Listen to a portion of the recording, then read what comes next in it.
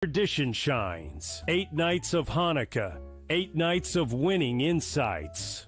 They may come out slow, so you might be able to get a better number. Wow, they're favored. With SportsGrid, every night is another chance to win. No pick sixes today, they cover. So let's crunch it up.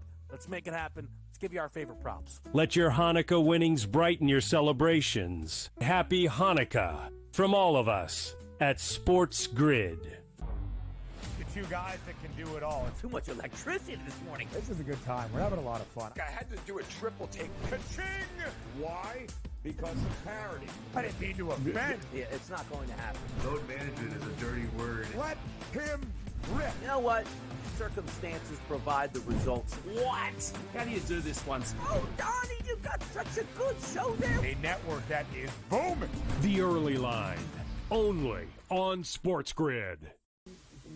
Right here with you on Pro Football Today on SportsGrid. Odds in motion, trying to see what lines have moved throughout the week. Never felt more comfortable in this set than I do for this year. I'm ready. I'm just getting angry. The hot takes are going to be here all long, people. You don't want them to go 13-0 and then lose the first round of the playoffs. Red. This is their last shot. They don't really have anywhere else to go yet. Hot take. By the time I hit, I guess what, Route 33 up here, that ticket's cashing. Only on SportsGrid. In the heart of winter, when nights grow long, we come together under these lights. A team, united by purpose. Fans, bound by passion. Each holding a small flicker of hope in their hands. At SportsGrid, we believe that even the darkest nights can't dim the unity we share. One team, one stadium, one shining moment. This holiday season, we shine brighter together. Happy Hanukkah from all of us at SportsGrid.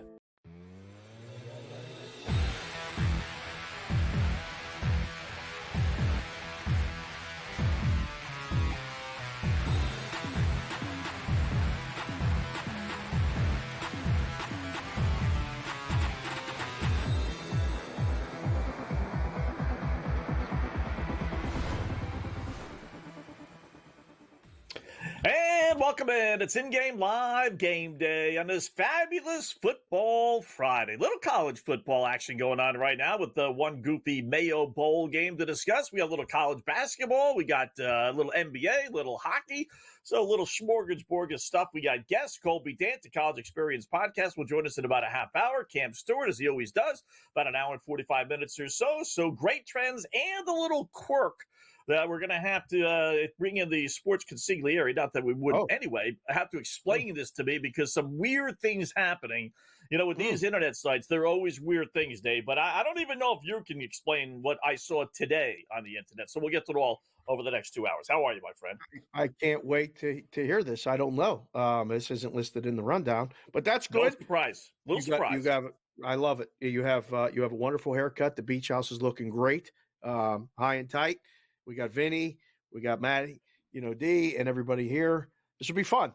The first Friday show, InGame Live. We still have the award-winning segment, Opposite Picks. Opposite Picks, yes. Bury the lead. I can't wait. Bury the lead, yeah. I cannot wait for Opposite Picks at the second half-hour spot. We queue up that, and you just go and you get as red as your shirt. When you wear the red shirt when you do Opposite Picks, you get pretty fired up. This first responder bowl, are you involved?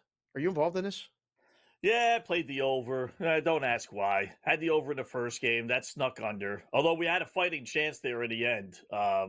Because I got it last night. Boy, that line jumped from 62.5 all the way up to 66. One of the quarterbacks was supposed to play. He did, but it didn't matter. Got a ton of points in the end, but basically we had 37 points with like 4 minutes left, and then we scored with 2 touchdowns. We did one more goofy touchdown, we would have hit the over. But it went all the way up to 66, Dave. I mean, that's, it's another example of line movements not coming out on top, as we see all the time. No, and I think we're going to have to change the way. A lot of bettors have been doing this a long, long time. I mean, I've been in this business since, I don't know, almost 35 years. Bowl games were bet a certain way. And now with this NIL and all these people changing and guys opting out, and you have to move the lines differently. You have to bet the games differently. And the in-game stuff can really, I don't want to say help a position that you're in or get you out of a position that you don't want to be in. this position here, look at this college football playoff bracket graphic. This is outstanding. I am so excited. I cannot wait. I went on with Carver earlier today, and he's a Notre Dame guy. Right. You're a Notre Dame guy. This Notre Dame stuff, it's really starting to happen. Like Notre Dame is playing Penn State in hockey today at the really? Wrigley Field at the Outdoor Classic. Yes. 2-game series. They're playing tonight and they're playing on Sunday. So we got a little taste of it, round 1, round 2. And then this one here on Thursday. I can't wait. Wetzel, got an invitation. You want to go? We could go. Shoot down to Florida for the day, Thursday. Really? Yeah, let's go. Wow. That's tempting. We're off on Thursday, so we're being preempted here by Yes. so. Ooh. But let me see. I gave my referee folks a free day. I said, you know what? Opened up with my normal schedule. Excuse me. So if they don't get to me by the end of tonight or tomorrow, I may take them up on that offer to fly us down there. Oh yeah, that would be something. Well, no, I mean we're gonna have to fly. We're gonna have to fly ourselves down there. That's yeah, I fine. know. I threw that in there. We'll fly ourselves down there and we'll get tickets to the game. I got a guy about a thing, and I get the invitation. I said, "Oh man, I might do it." We'll see. If they're not picking up the airfare, they're not picking up the tickets. What kind of invitation is that? Friends like that, I don't need enemies. Well, what are they inviting us for? A drink? Fly down, buy a ticket, get your hotel, get your own darn meal, but I'll buy you a drink at the bar. Tickets to the game. We'll get tickets to the game. Yeah. Okay. Yeah. They said bring someone with you. See if your wife wants to go. My wife has no desire to go. I said, well, who do I spend the most time with, at least here on SportsGrid? Wetzel. I'll ask Wetzel, see if we can get him out of the compound there a little bit, away from the beach house for a day or two, and go actually see the beach, get a little color, see a dub, get a win. All right, we got things to do down there. We got people to see, and I think it's just stay ready, just stay on high alert. I'll stay on high alert. Yeah. Right, so I ran across something today before we get into the games that I don't know. I went back and did it again, and it came out the same way. So what's he doing? You're going to have to explain this to me. Outside of just, I don't know what the answer would be. I really don't. So I'm putting in some NBA plays, right? So I'm going over the games, prepping for tonight's show, what we're going to talk about, right? So I found 2 teams that are playing against teams that are playing their 3rd game in 4 nights. And that's an automatic play for me, right? So one of them is that's Houston. A Wetzel system. That's a Wetzel system, 100%. That's a definite, right?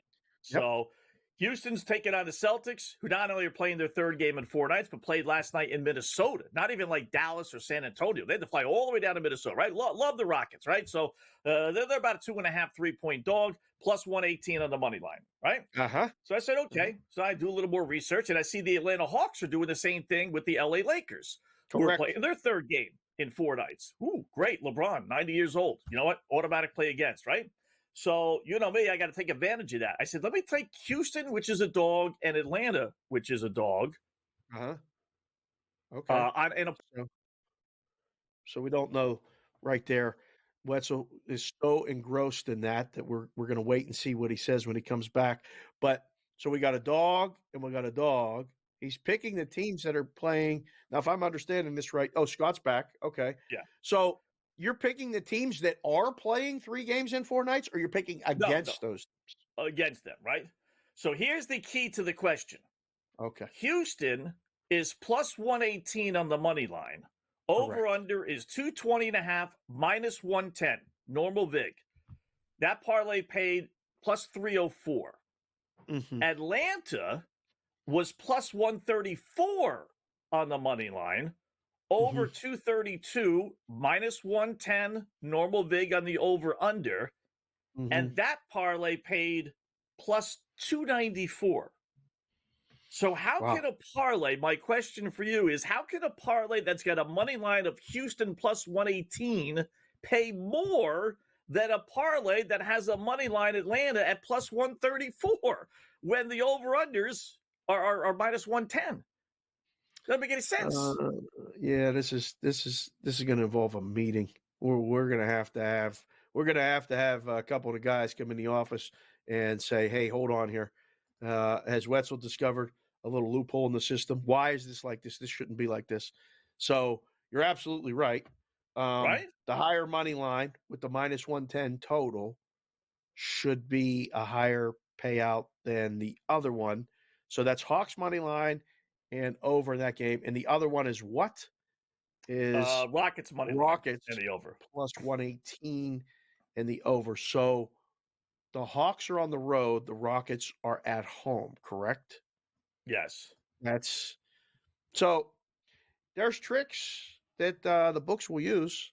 They can. I mean, I don't know how much I'm giving away, but they can play with the parlay payouts on different things, and they can make the home team and the over pay a little bit less than the road team and the over. Because they think there's a better chance of the road team not covering, or the home team rather covering. Maybe there may be a correlated parlay. There may be a parlay boost already in the top of the menu that involves that game. So they made that payout lower in the regular menu as opposed to the boost menu. There's all kind of games being played. I heard today, I can't believe it. I saw it. I tweeted it. DraftKings is going to do DraftKings Plus, an added service charge, $20 a month.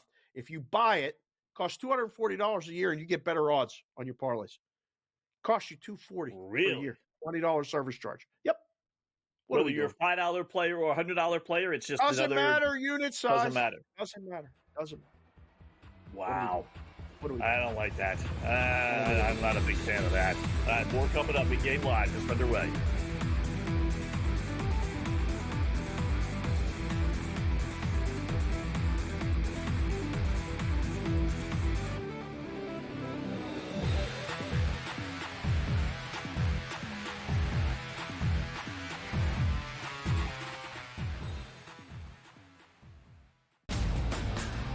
There's a lot of bowl games. I love all of them. Even if you don't like bowl games, you got to love the Pop-Tarts Bowl and what it means for college football. Who doesn't get excited for Pop-Tarts? But also, this is one of those where, Ben, I guess you could put your kids through college. Miami doesn't care about bowl games. They don't ever win those. Miami's a favorite. They usually go take the Iowa State Cyclones. Miami doesn't play any defense whatsoever, so you automatically just bang the total. The early line. Only on SportsGrid. How do you find some of this great talent that you've brought in, who are still early in their career, might not have a ton of tape on them yet? I've been around this business, man, for almost 20 years. So a lot of these guys will tell you that I popped into a lot of gyms, sparred, or just worked on the side, or, kind of worked out, just watching. I've always loved this sport, man. I think it's the greatest. And we want to continue to put on the next up-and-coming superstars. We know we got them. Only on SportsGrid. Anyone that's been to a sporting event, the atmosphere before a game, I think Game Time Decisions has that same exact atmosphere. This is our arena. This is what we do. There is going to be an energy to Game Time Decisions that you will feel night in and night out. The excitement you get when you lock your bets in, when you're figuring out what you want to do, we can zone in on the biggest games each night. I want this to be the place that people come to before the games start so they feel as ready as possible to lock in their cards. We are going to hit every single one of those markets that you need to know about. We're going to go through every single thing, and I've got a great team behind me that's going to help me get the job done. There is not going to be a better place, I promise you, than Game Time Decisions to get that new information, react to it, and be able to then bet accordingly. We will have everything at our disposal, and we will use that to our advantage. I'm Kevin Walsh. Tune into Game Time Decisions from 6 to 8 p.m. Eastern on SportsGrid.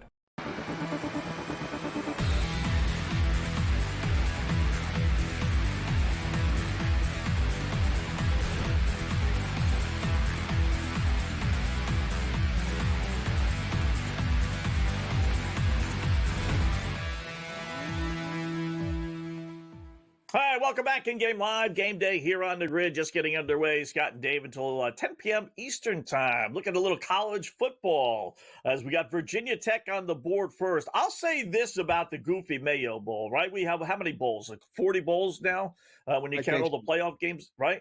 So you have to do something to kind of like make yourself stand out. And I will say the Mayo Bowl has at least done that by dumping the mayonnaise over the guy's head.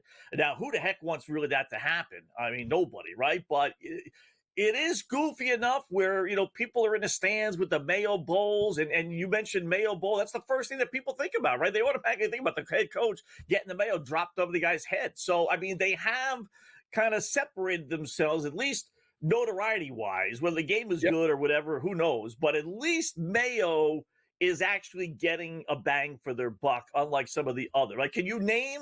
Honestly, I don't think I can. Can you name 3 other names of bowls? Not the Independence Bowl or the Liberty Bowl. Give me the corporate sponsorship name. You know what? Anyone's guess. But I'll give you the Mayo Bowl. That I can do. Right, all right. All right, Mayo Bowl, your turn. I remember them from when I was younger. Like the Pool Land Weed Eater Bowl. Yeah, Pool and Wood. Yeah, that was right. one. But I mean, the one it's obviously it's food. The Pop-Tarts Bowl. The Pop-Tarts Bowl has even is another good one. transcended the Mayo Bowl. And the Mayo Bowl, completely disgusting. Like, you win that thing, and your reward for winning a bowl game is to sit in a chair and get this vat of mayonnaise dumped on you. Man, I would have I'd be like, look, we got to let the assistant coach do this because I have allergic reaction. Yeah. I'd come up with something. I'd be like, look, because I think I might gag. Like, I might actually throw up if I got too much mayo dumped on me like that. I would have that gag reflex. So I couldn't do it. But people will watch it and people will bet it. And we'll see clips of this all night long. I hope the game is actually competitive. The line got a little bit high today. So hopefully we'll see a competitive football game.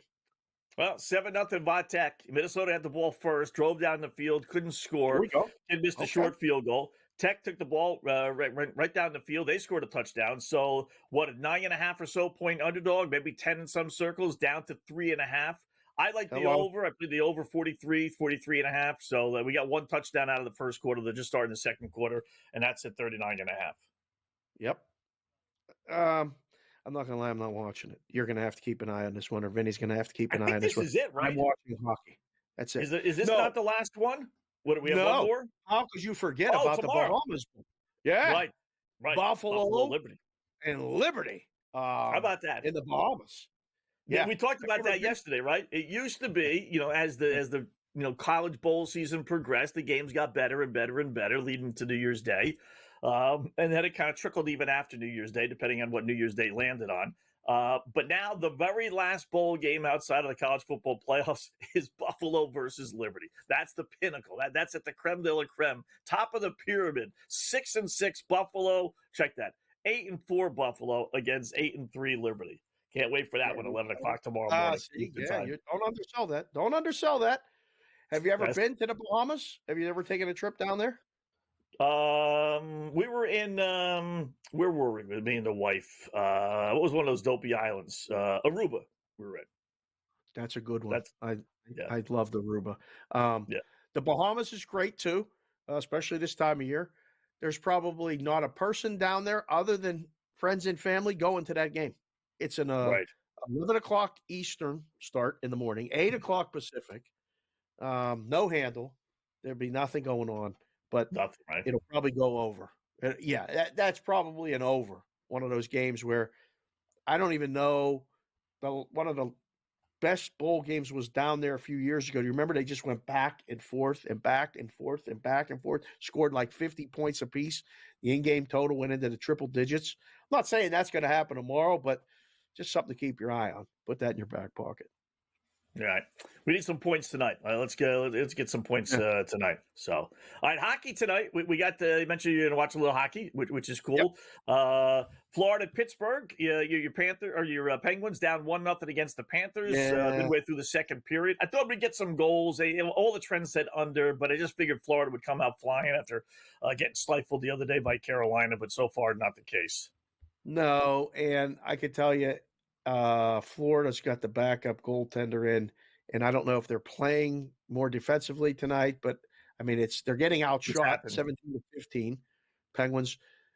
I can't tell if the Penguins are going to make the playoffs or not. Early in the season, I was like, there's no chance. This is the way it's going to end. It's going to go, kind of sideways.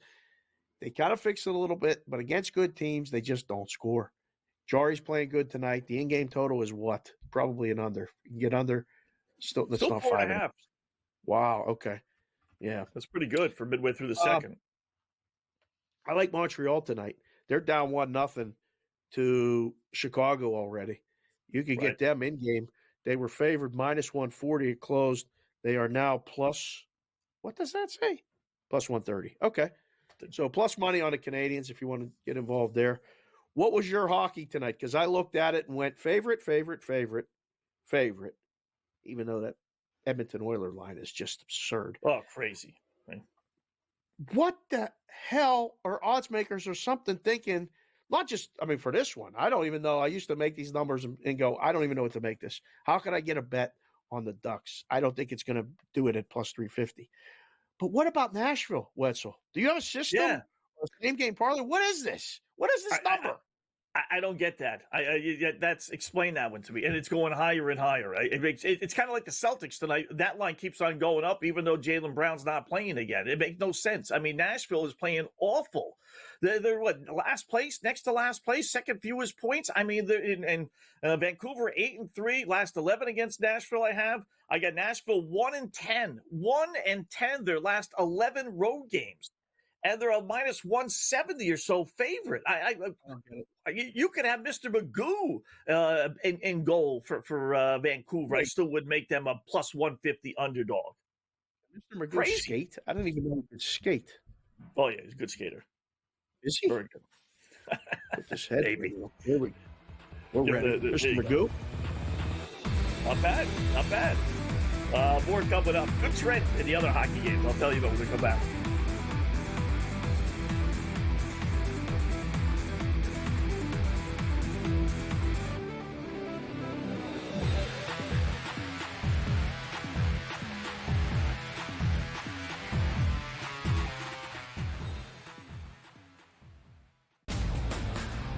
There's a lot of bowl games. I love all of them. Even if you don't like bowl games, you gotta love the Pop-Tarts Bowl and what it means for college football. Who doesn't get excited for Pop-Tarts? But also, this is one of those where, Ben, I guess you could put your kids through college.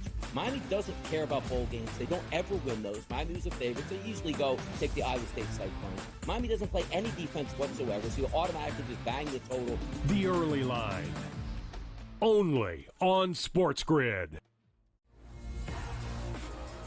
How do you find some of this great talent that you've brought in, who are still early in their career, might not have a ton of tape on them yet? I've been around this business, man, for almost 20 years. So a lot of these guys will tell you that I popped into a lot of gyms, sparred or just worked on the side or, kind of worked out, just watching. I've always loved this sport, man. I think it's the greatest. And we want to continue to put on the next up-and-coming superstars. We know we got them. Only on SportsGrid. Anyone that's been to a sporting event, the atmosphere before a game, I think Game Time Decisions has that same exact atmosphere. This is our arena. This is what we do. There is going to be an energy to Game Time Decisions that you will feel night in and night out. The excitement you get when you lock your bets in, when you're figuring out what you want to do, we can zone in on the biggest games each night. I want this to be the place that people come to before the games start so they feel as ready as possible to lock in their cards. We are going to hit every single one of those markets that you need to know about. We're going to go through every single thing, and I've got a great team behind me that's going to help me get the job done. There is not going to be a better place, I promise you, than Game Time Decisions to get that new information, react to it, and be able to then bet accordingly. We will have everything at our disposal, and we will use that to our advantage. I'm Kevin Walsh. Tune into Game Time Decisions from 6 to 8 p.m. Eastern on SportsGrid.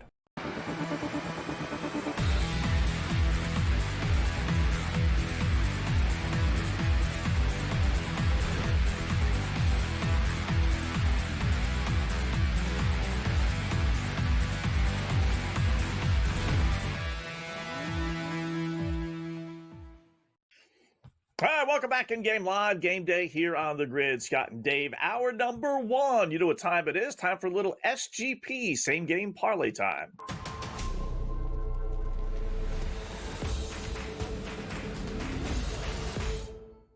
All right. I normally stay away from lines that don't make any sense, but there are just so many tonight that you couldn't. If you did that, you wouldn't play anything because all these lines are goofy, including in the NBA, where we're going to head out to Sacramento.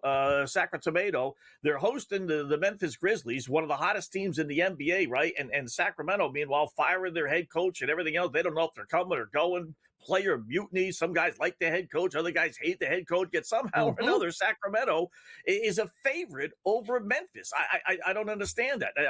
I don't get that at all. I'll give you some of the numbers, Dave. I mean, Memphis, you talk about red hot. Where are they here? Hold on a quick second. Memphis, 19 and in their last 19 games, 15-4 straight up. 20-6 their last 26 games. Sacramento, meanwhile, how about 5-17 against the spread their last 22, including 1-8 their last 9. So I'll start with a pitchfork. I'll take Memphis. I'm going to take them on the money line. When I put it in, it was 116. It's even higher than that right now. Going to go with Desmond Bain over 21.5 points. He's the main guy, especially without Ja Morant for Memphis. So I think he'll hit this total because we should get a lot of points tonight. I'll go with De'Aaron Fox on the other side, 6 assists. Same thing. I'm not going to fool around with his point total. That's a little bit lower than what his normal number is. It's minus 170, so I'm counting on 6. And then Sabonis over 20.5 points. Again, I was going to go double-double with him because he's a double-double machine, but it was ridiculous vig on that stuff. So give me the over 20.5 points with Sabonis, the assists, and then Bain the points, Memphis to win. And I turned a plus 116 a dog into a plus 9.5 to 1. Like what you did there. Good. Yeah, I've dressed in Memphis stuff from top to bottom.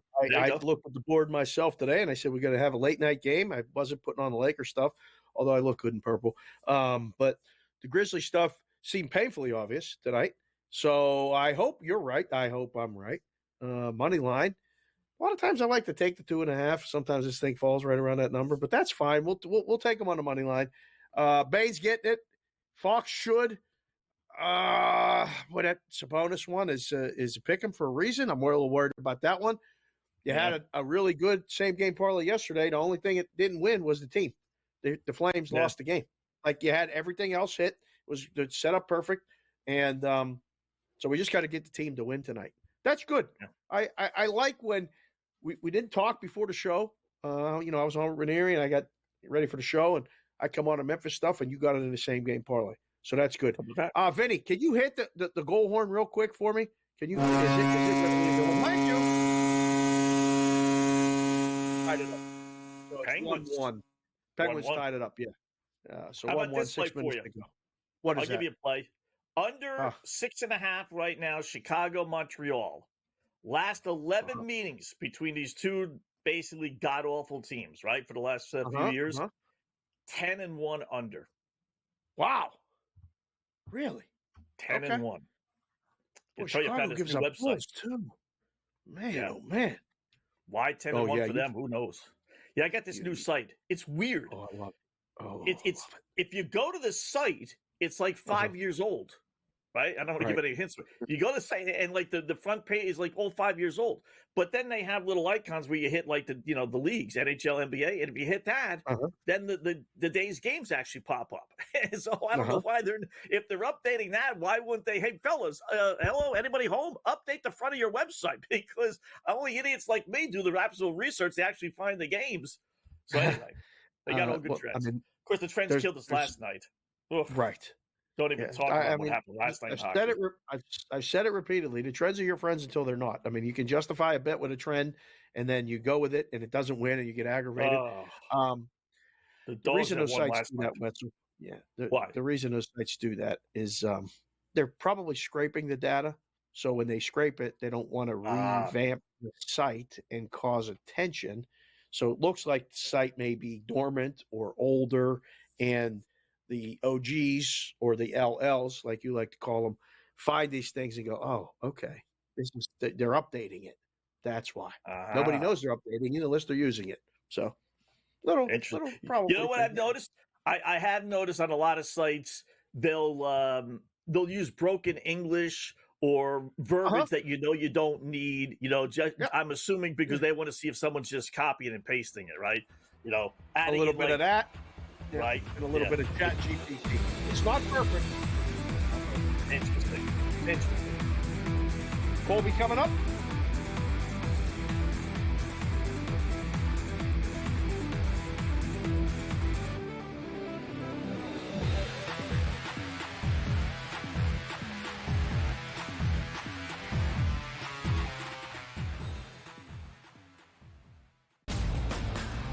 There's a lot of bowl games. I love all of them. Even if you don't like bowl games, you got to love the Pop-Tarts Bowl and what it means for college football. Who doesn't get excited for Pop-Tarts? But also, this is one of those where, Ben, I guess you could put your kids through college.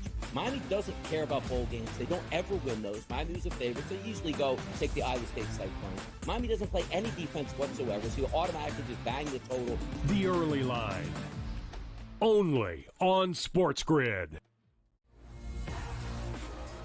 How do you find some of this great talent that you've brought in, who are still early in their career, might not have a ton of tape on them yet? I've been around this business, man, for almost 20 years. So a lot of these guys will tell you that I popped into a lot of gyms, sparred or just worked on the side or, kind of worked out, just watching.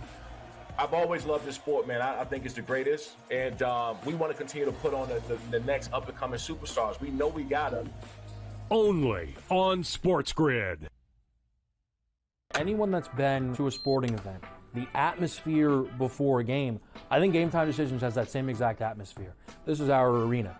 This is what we do. There is going to be an energy to Game Time Decisions that you will feel night in and night out. The excitement you get when you lock your bets in, when you're figuring out what you want to do, we can zone in on the biggest games each night. I want this to be the place that people come to before the games start so they feel as ready as possible to lock in their cards. We are going to hit every single one of those markets that you need to know about. We're going to go through every single thing, and I've got a great team behind me that's going to help me get the job done. There is not going to be a better place, I promise you, than Game Time Decisions to get that new information, react to it, and be able to then bet accordingly. We will have everything at our disposal, and we will use that to our advantage.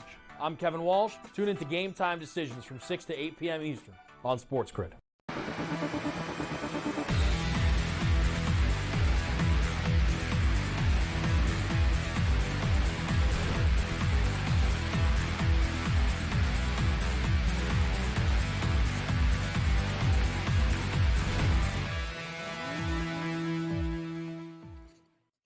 Hi, welcome back. In-game live game day here on the grid. Talking some college sports, little football, little basketball, little NFL, little NBA, some hockey as well as we're bringing our first guest, our good buddy Colby. Dan, check out his podcast, the College Experience Podcast. And Colby, I think that pretty much has a consensus that most gamblers, we don't want to lose, obviously. And there's pain in losing. But the pain in not making a bet because – in this case, for me, I didn't know the start time. And having it win, knowing that there's still 7 minutes left to go in the game, and the game is basically over already. It's just like, so I'll throw it to you. A little college basketball. Wisconsin, Iowa, 162.5. Whoa. Over under in an Iowa game, which normally, 5, 6, 7 years ago for Wisconsin would be like automatic under, but not this year. Wisconsin scoring in the 80s, right? It's 86-69 with 7 minutes and 19 seconds left. You got an over under now of 188.5, Cole. I'm sure you like the over, but just right. Doesn't that stink when I'm thinking Wisconsin. It's going to start at 7:30, 8 o'clock when I prep for the show tonight. I'll put it in then. I turned the radio on, and then they're already midway through the first half. What is up with that? I think they're still the New Year's angle. I think there's still a lot of people that took off today, so they're trying to get the earlier start time. But I took the Badgers minus the points, and mainly because they are better on offense this year. They're not doing as much as the Tony Bennett stuff, where I feel like you're watching like a four corners game. But Iowa's been, they lost a ton of production over the past year. So like, they're just not there yet. So that my angle is, just in this rivalry in general, I kind of just take the home team every year in this basketball game. So jumped on Wisconsin. For a second, it was looking a little dicey, but they opened it up lately. But Wisconsin can score better than most years. Yeah. Well, There's a couple other college basketball games. I'll ask you about those right now because we got to get to some college football. St. Louis is playing St. Joe's. Marquette's playing Creighton. Saw that number and said, all right, finally the odds makers have gone, you know what?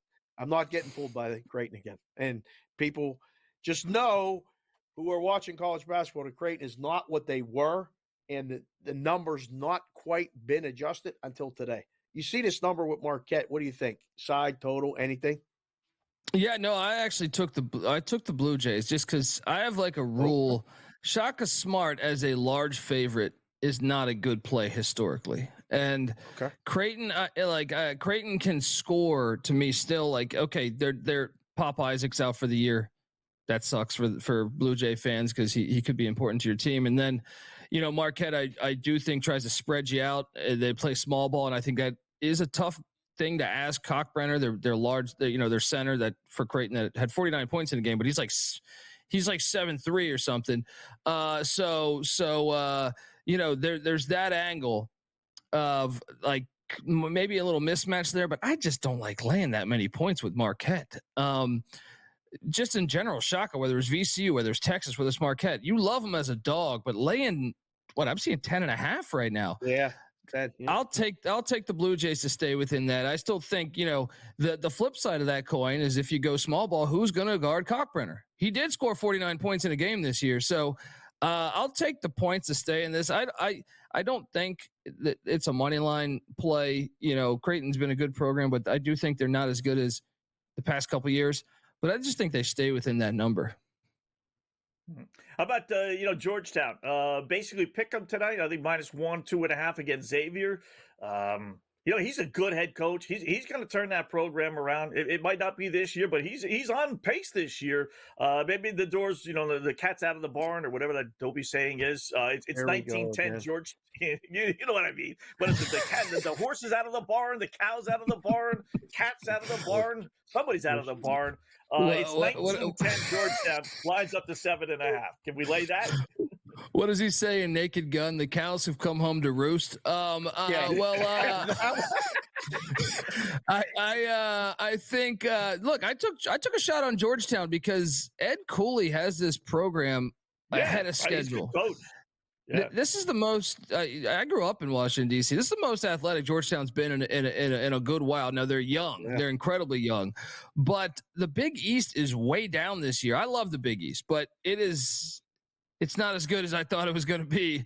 UConn had its struggles on the island. They look the real deal. Patino, I do think that they're the real deal as well. But after that, Xavier has not lived up to the expectations. Villanova, I don't know how they came back the other night, but you feel like Kyle Neptune could get fired any day now. Butler's been a disappointment. Marquette is good too. Marquette's the third one you add in there. But Creighton, as we just alluded to, not as good as years past. They have some injury problems.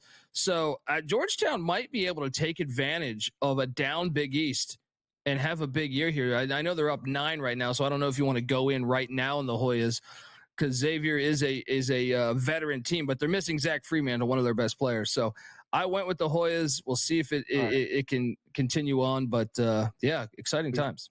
We've met our contractual obligation to talk about college basketball with you. We have to talk about college football right now because you've come on this show now multiple times and picked against my Penn State Nittany Lions, and that's fine because a lot of people didn't think they would cover. Got a big number. You got a bigger number against Boise. They covered.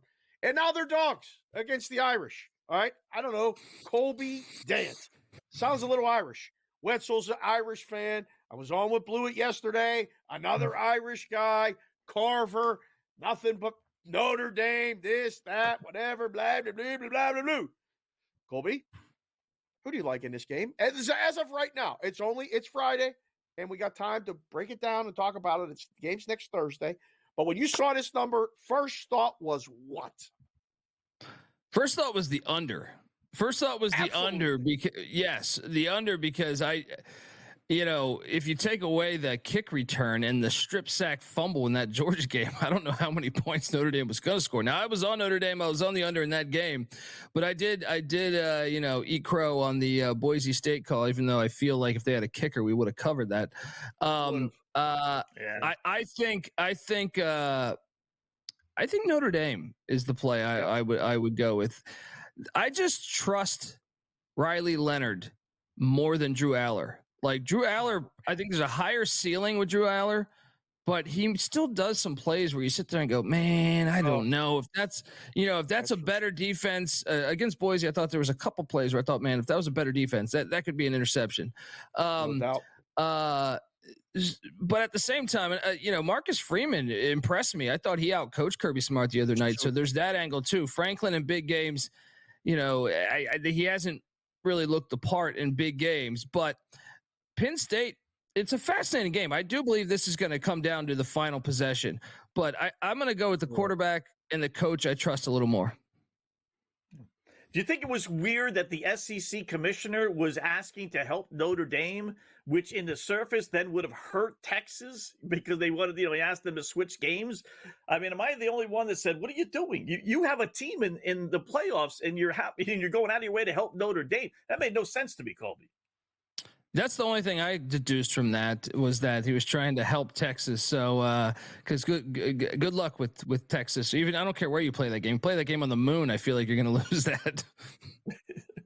But they would have had Texas play a day earlier. So I don't know how that would have helped Texas because he was barking for Notre Dame to be able to play the day before. Switch the 2 days. But all right, Colt, great job as always. I'm sure we'll get a chance to do it again down the line. Appreciate it.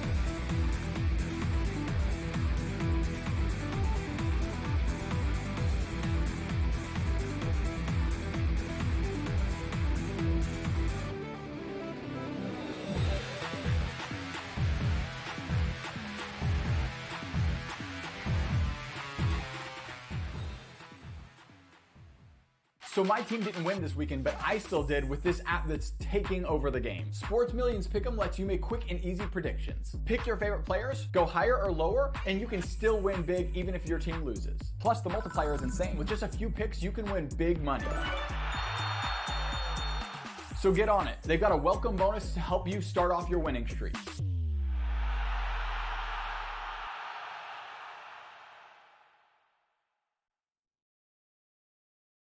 Anyone that's been to a sporting event, the atmosphere before a game, I think Game Time Decisions has that same exact atmosphere.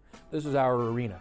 This is what we do. There is going to be an energy to Game Time Decisions that you will feel night in and night out. The excitement you get when you lock your bets in, when you're figuring out what you want to do, we can zone in on the biggest games each night. I want this to be the place that people come to before the games start so they feel as ready as possible to lock in their cards. We are going to hit every single one of those markets that you need to know about. We're going to go through every single thing, and I've got a great team behind me that's going to help me get the job done. There is not going to be a better place, I promise you, than Game Time Decisions to get that new information, react to it, and be able to then bet accordingly. We will have everything at our disposal, and we will use that to our advantage. I'm Kevin Walsh. Tune into Game Time Decisions from 6 to 8 p.m. Eastern on SportsGrid. Your gut says Miami is going to win, and you should take the over. Your gut also said your NFT selfies would only go up in value. They didn't. But your head is on SportsGrid and knows the QB is in concussion protocol. The backup has a 45 QBR against the zone coverage. The New York D has the most sacks in the league. So yeah, trust your head. It's smarter to be on SportsGrid. The two guys that can do it all. Too much electricity this morning. This is a good time. We're having a lot of fun. I had to do a triple take. Ka-ching! Why? Because of parity. I didn't mean to offend. Yeah, it's not going to happen. Load management is a dirty word. Let him rip. You know what? Circumstances provide the results. What? How do you do this once? Oh, Donnie, you've got such a good show there. A network that is booming. The Early Line, only on SportsGrid.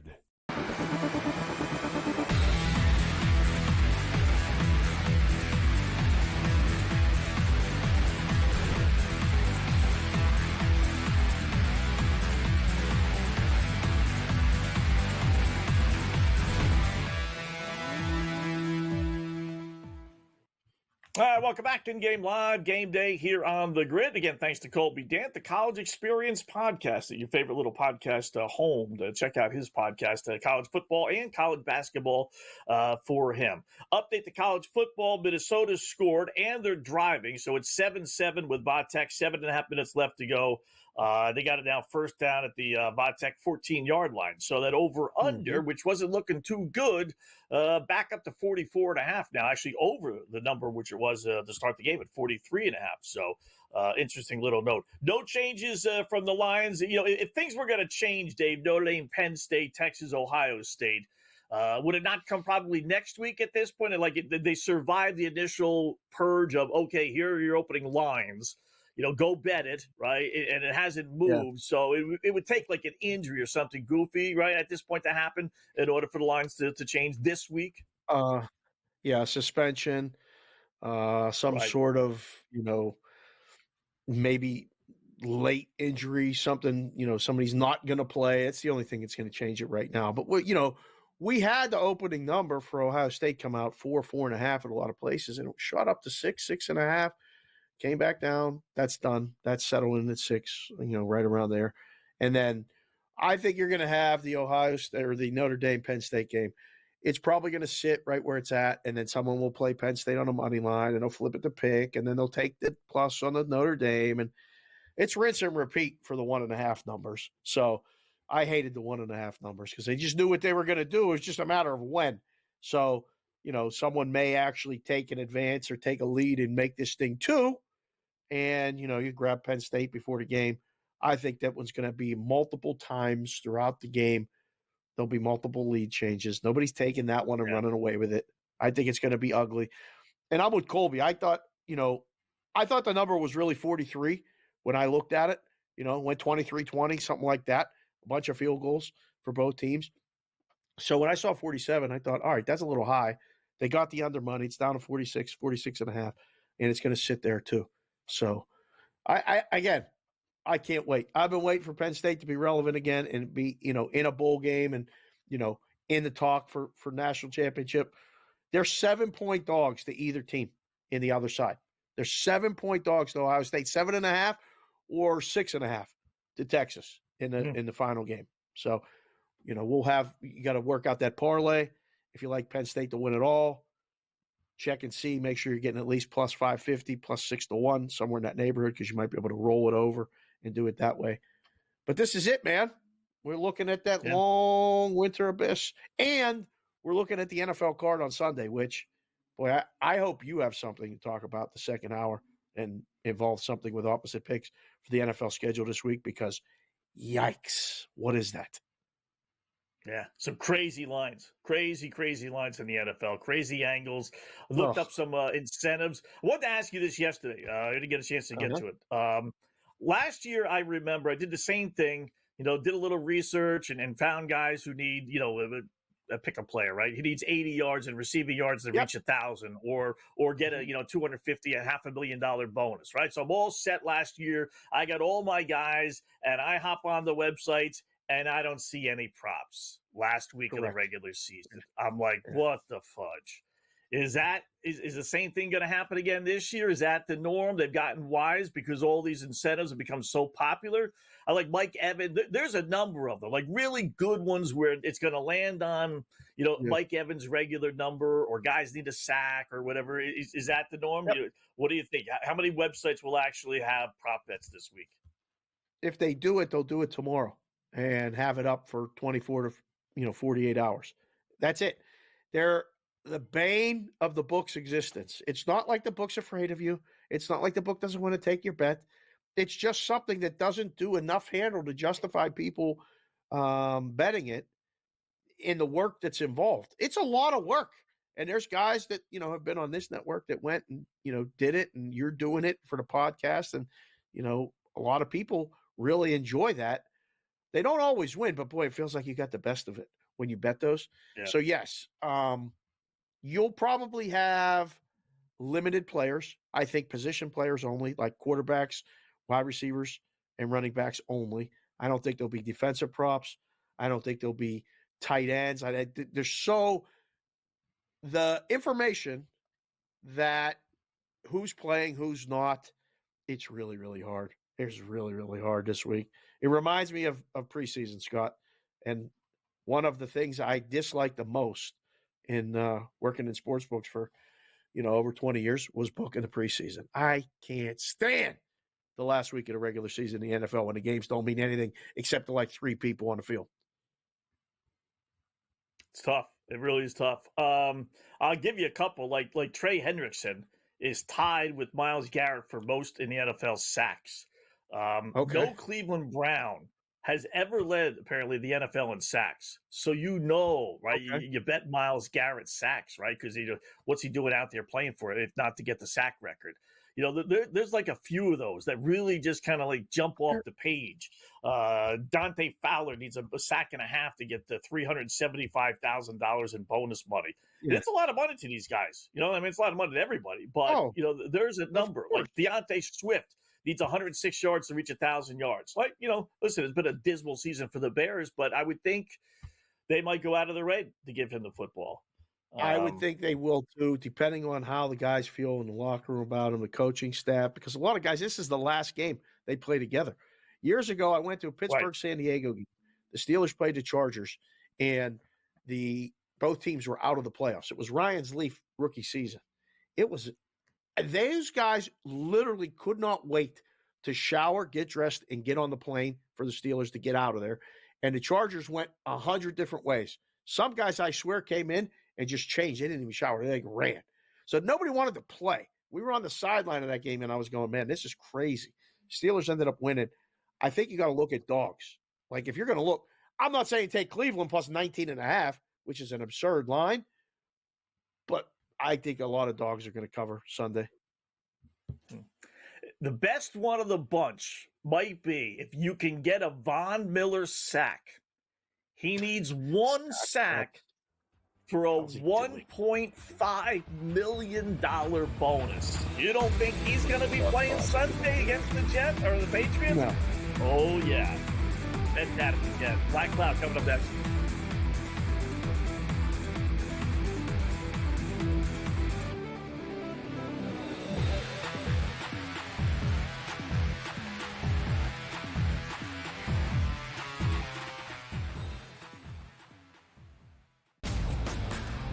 There's a lot of bowl games. I love all of them. Even if you don't like bowl games, you got to love the Pop-Tarts Bowl and what it means for college football. Who doesn't get excited for Pop-Tarts? But also, this is one of those where, Ben, I guess you could put your kids through college. Miami doesn't care about bowl games. They don't ever win those. Miami's a favorite. They usually go take the Iowa State Cyclones. Miami doesn't play any defense whatsoever, so you automatically just bang the total. The Early Line. Only on SportsGrid. How do you find some of this great talent that you've brought in, who are still early in their career, might not have a ton of tape on them yet? I've been around this business, man, for almost 20 years. So a lot of these guys will tell you that I popped into a lot of gyms, sparred or just worked on the side or, kind of worked out, just watching. I've always loved this sport, man. I think it's the greatest. And we want to continue to put on the next up-and-coming superstars. We know we got them. Only on SportsGrid. Anyone that's been to a sporting event, the atmosphere before a game, I think Game Time Decisions has that same exact atmosphere. This is our arena. This is what we do. There is going to be an energy to Game Time Decisions that you will feel night in and night out. The excitement you get when you lock your bets in, when you're figuring out what you want to do, we can zone in on the biggest games each night. I want this to be the place that people come to before the games start so they feel as ready as possible to lock in their cards. We are going to hit every single one of those markets that you need to know about. We're going to go through every single thing, and I've got a great team behind me that's going to help me get the job done. There is not going to be a better place, I promise you, than Game Time Decisions to get that new information, react to it, and be able to then bet accordingly. We will have everything at our disposal, and we will use that to our advantage. I'm Kevin Walsh. Tune into Game Time Decisions from 6 to 8 p.m. Eastern on SportsGrid.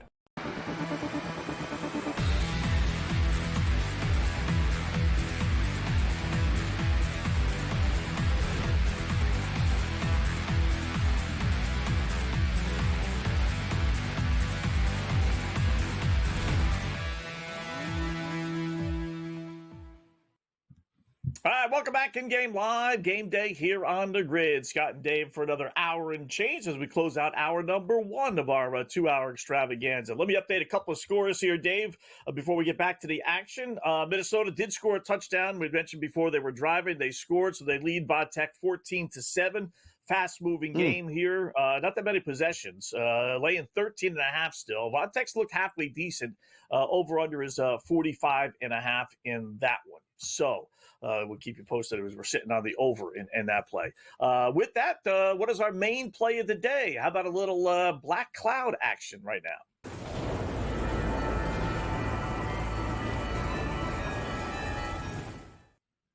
Again, just like our SGP, I try as hard as possible to stay away from lines that just really don't make any sense because you don't know what's going on in those games.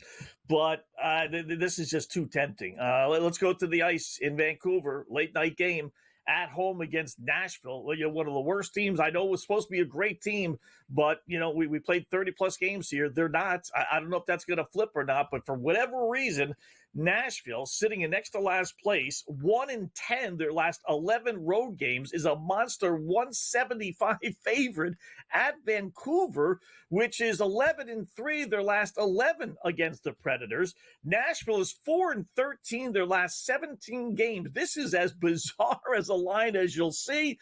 Again, smarter people will stay away. I just can't do it. Give me Vancouver plus 150 at home against one of the worst teams in the NHL, Dave.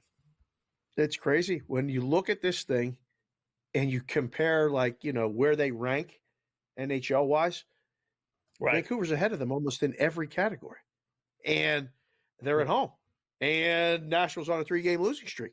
So, listen, the Black Cloud play of the night was the Black Cloud that last night. Like that one, I don't know how. That was just one of those games where, Tampa, did you stay up late and watch it?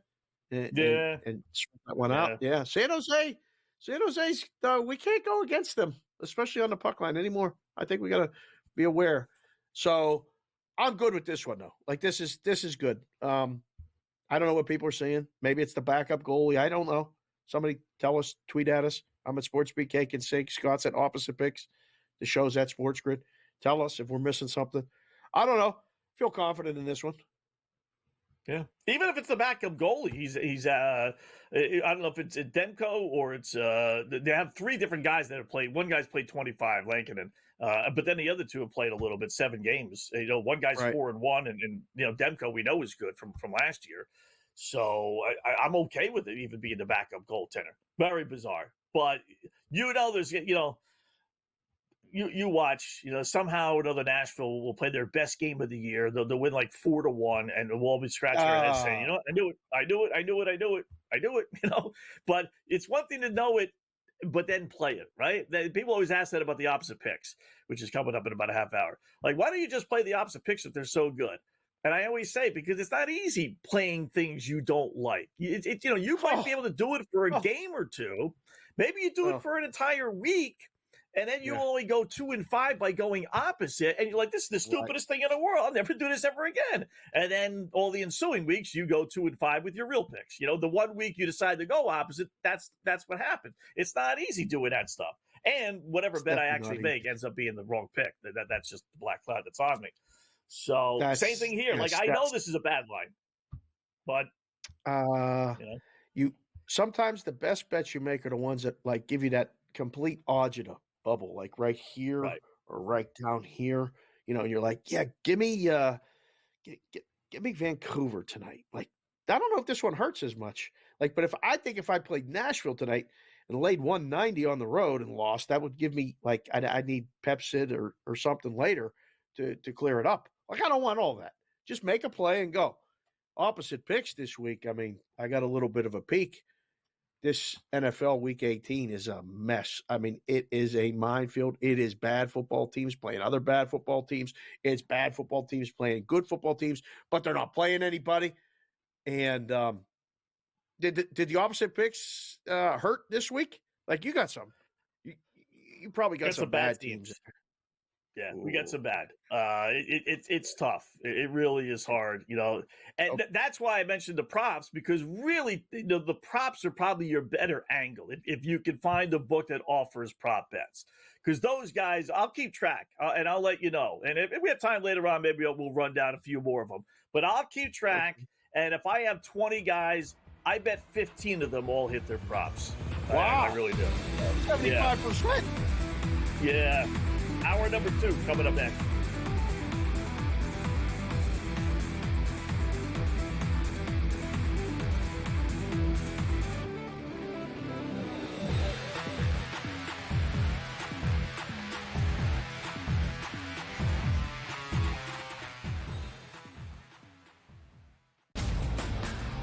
There's a lot of bowl games. I love all of them. Even if you don't like bowl games, you gotta love the Pop-Tarts Bowl and what it means for college football. Who doesn't get excited for Pop-Tarts? But also, this is one of those where, Ben, I guess you could put your kids through college. Miami doesn't care about bowl games. They don't ever win those. Miami was a favorite, so you usually go take the Iowa State Cyclones. Miami doesn't play any defense whatsoever, so you automatically just bang the total. The Early Line. Only on SportsGrid. How do you find some of this great talent that you've brought in, who are still early in their career, might not have a ton of tape on them yet? I've been around this business, man, for almost 20 years. So a lot of these guys will tell you that I popped into a lot of gyms, sparred or just worked on the side or, kind of worked out, just watching. I've always loved this sport, man. I think it's the greatest. And we want to continue to put on the next up-and-coming superstars. We know we got them. Only on SportsGrid. Anyone that's been to a sporting event, the atmosphere before a game, I think Game Time Decisions has that same exact atmosphere. This is our arena. This is what we do. There is going to be an energy to Game Time Decisions that you will feel night in and night out. The excitement you get when you lock your bets in, when you're figuring out what you want to do, we can zone in on the biggest games each night. I want this to be the place that people come to before the games start so they feel as ready as possible to lock in their cards. We are going to hit every single one of those markets that you need to know about. We're going to go through every single thing, and I've got a great team behind me that's going to help me get the job done. There is not going to be a better place, I promise you, than Game Time Decisions to get that new information, react to it, and be able to then bet accordingly. We will have everything at our disposal, and we will use that to our advantage. I'm Kevin Walsh. Tune into Game Time Decisions from 6 to 8 p.m. Eastern on SportsGrid.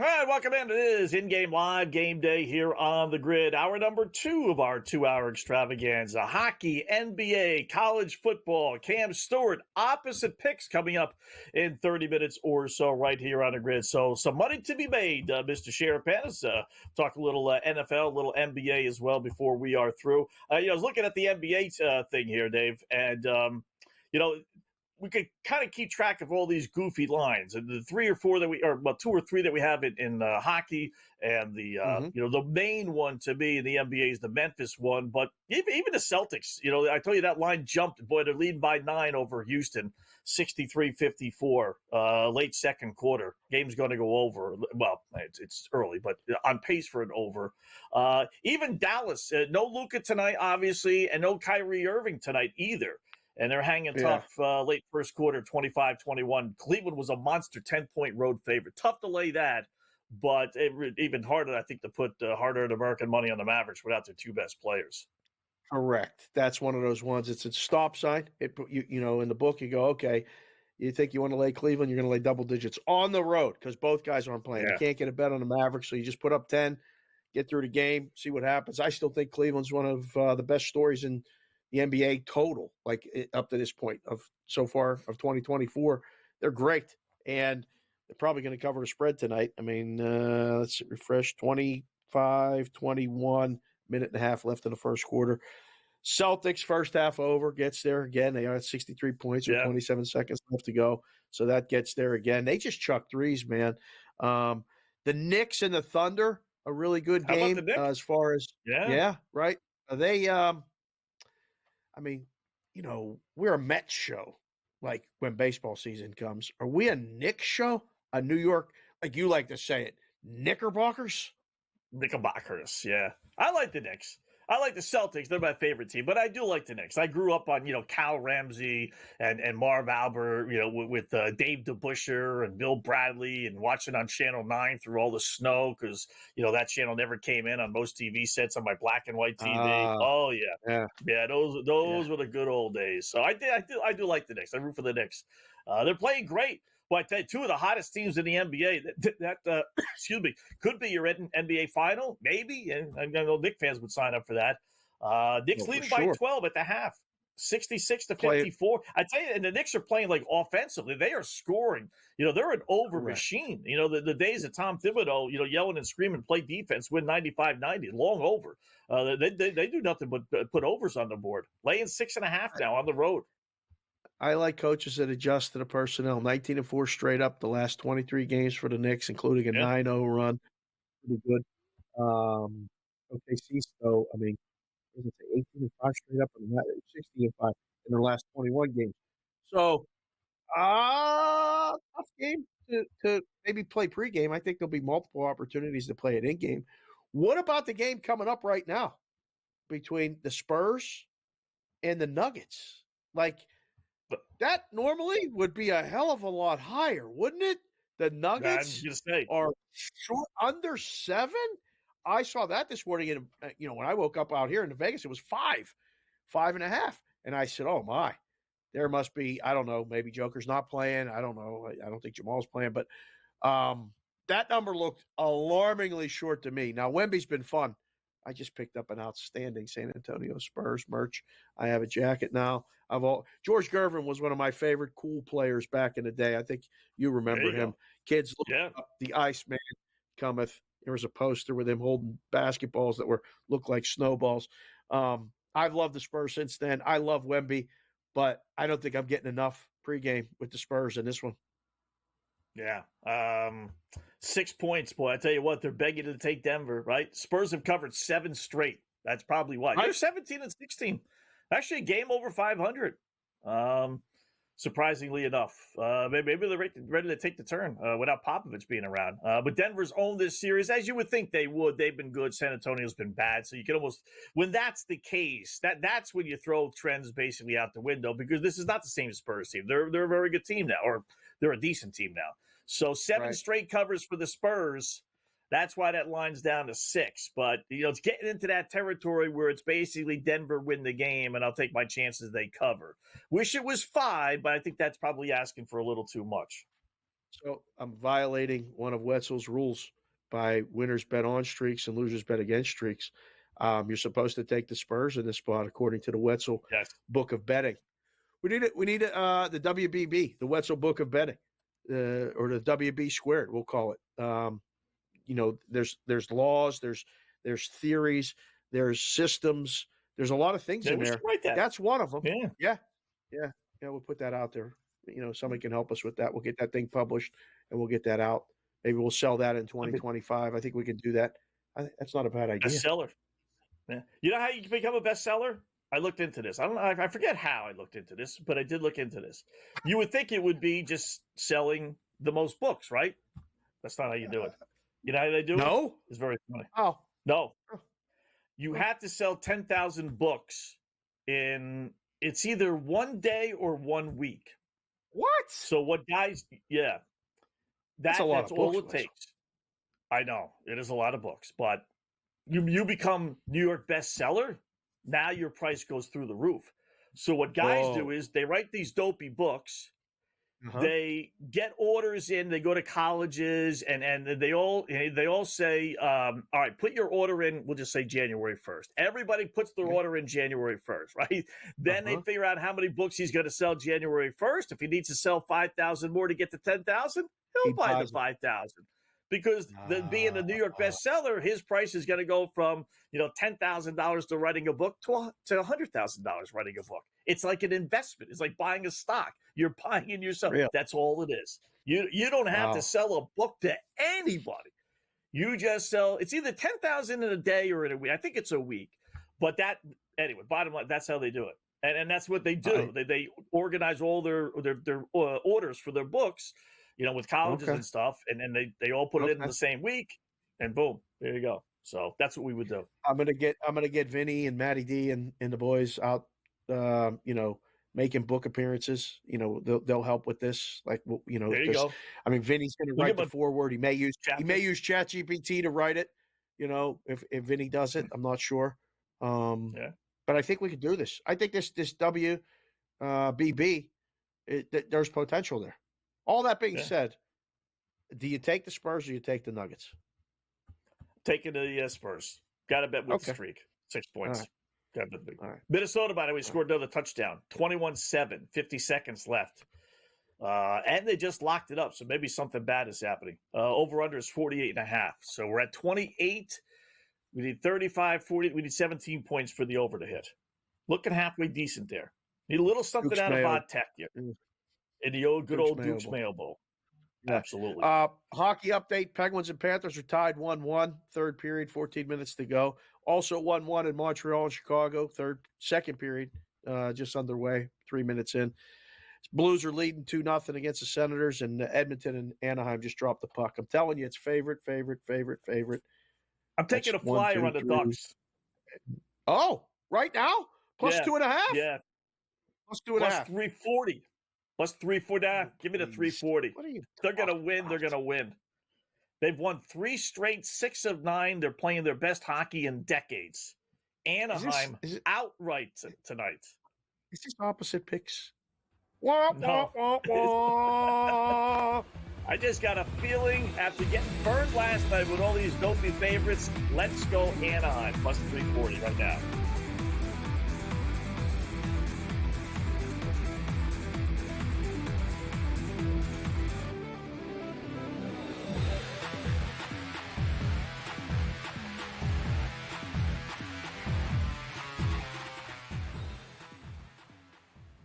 So my team didn't win this weekend, but I still did with this app that's taking over the game. Sports Millions Pick'em lets you make quick and easy predictions. Pick your favorite players, go higher or lower, and you can still win big even if your team loses. Plus, the multiplier is insane. With just a few picks, you can win big money.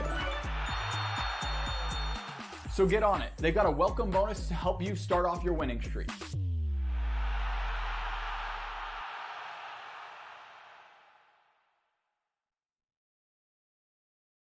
Anyone that's been to a sporting event, the atmosphere before a game, I think Game Time Decisions has that same exact atmosphere. This is our arena. This is what we do. There is going to be an energy to Game Time Decisions that you will feel night in and night out. The excitement you get when you lock your bets in, when you're figuring out what you want to do, we can zone in on the biggest games each night. I want this to be the place that people come to before the games start so they feel as ready as possible to lock in their cards. We are going to hit every single one of those markets that you need to know about. We're going to go through every single thing, and I've got a great team behind me that's going to help me get the job done. There is not going to be a better place, I promise you, than Game Time Decisions to get that new information, react to it, and be able to then bet accordingly. We will have everything at our disposal, and we will use that to our advantage. I'm Kevin Walsh. Tune into Game Time Decisions from 6 to 8 p.m. Eastern on SportsGrid. Your gut says Miami is going to win, and you should take the over. Your gut also said your NFT selfies would only go up in value. They didn't.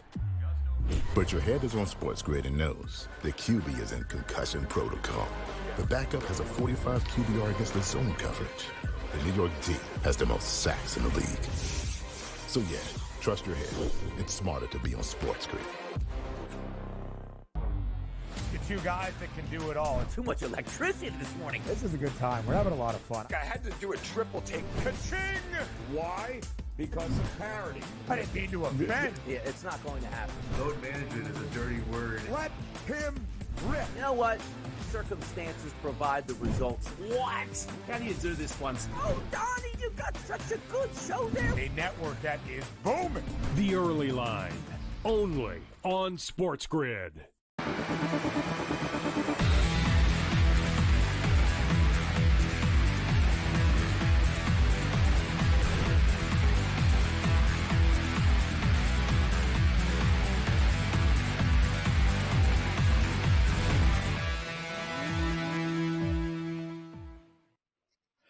Hi, welcome back in-game live game day here on the Grid. Scott and Dave for another 45 minutes or so. Opposite picks coming up in about 20 minutes. So wait. we're getting set for a 60-yard field goal try. By the way, this college football game.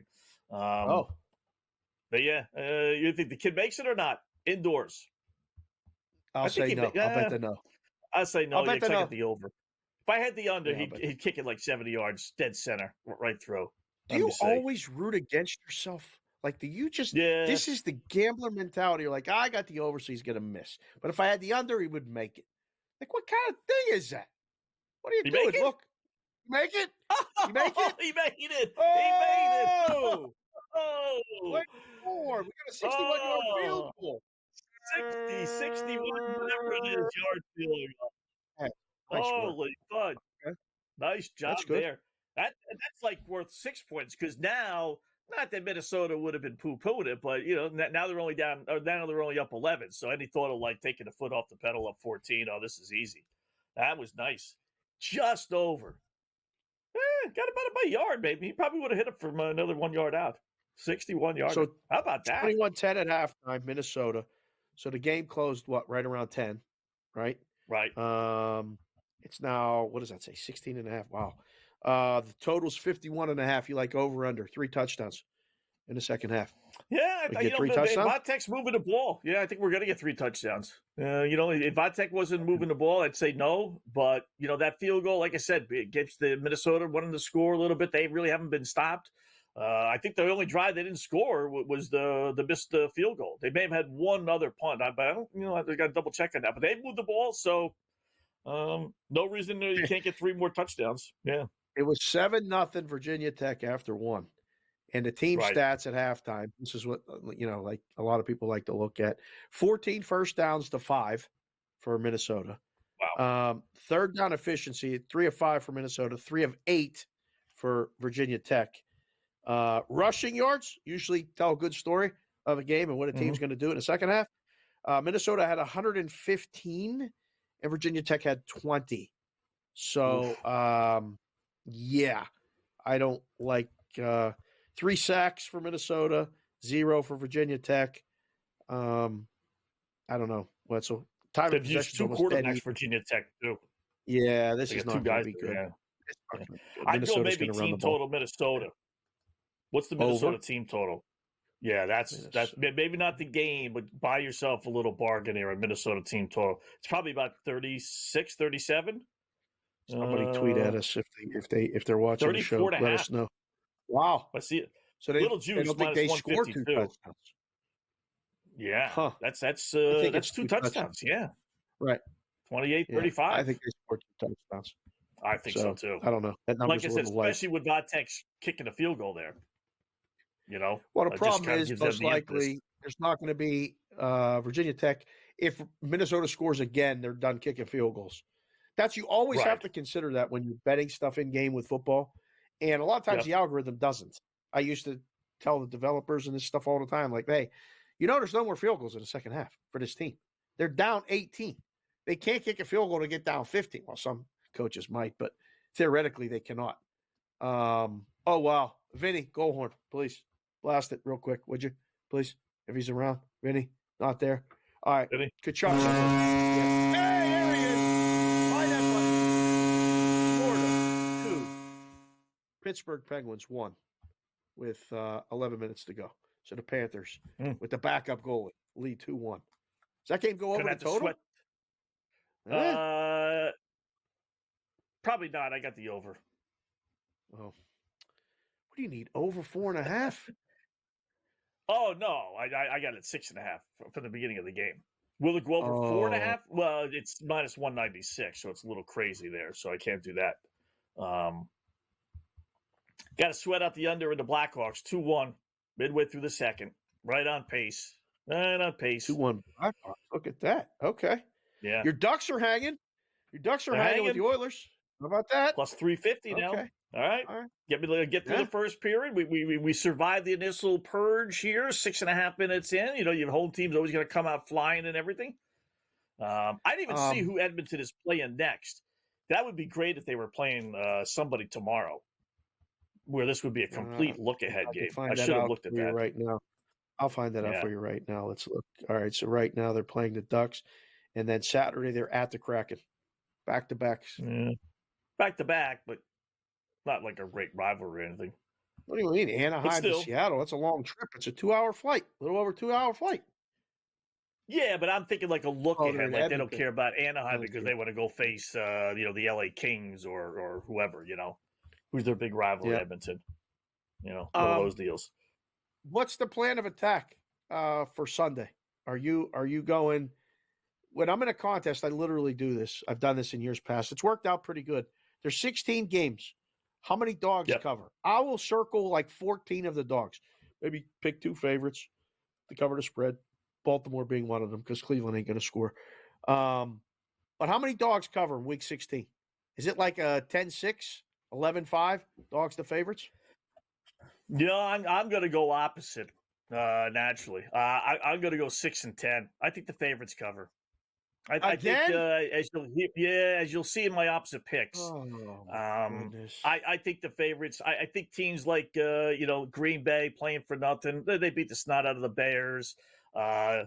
Tennessee, I can't say, but all the short favorite Buffalo, Philadelphia, the Chargers, seemingly playing for nothing. I think those teams all find a way to win. Winning teams find ways to win.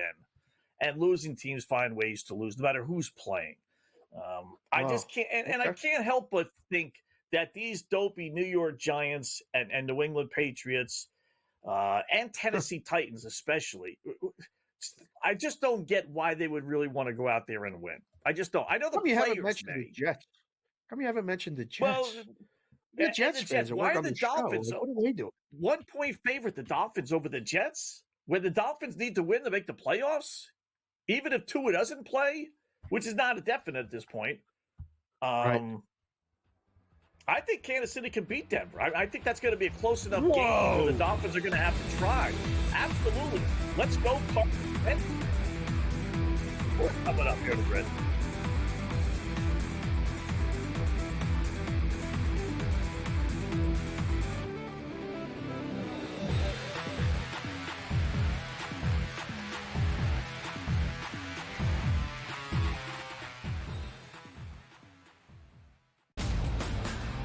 There's a lot of bowl games.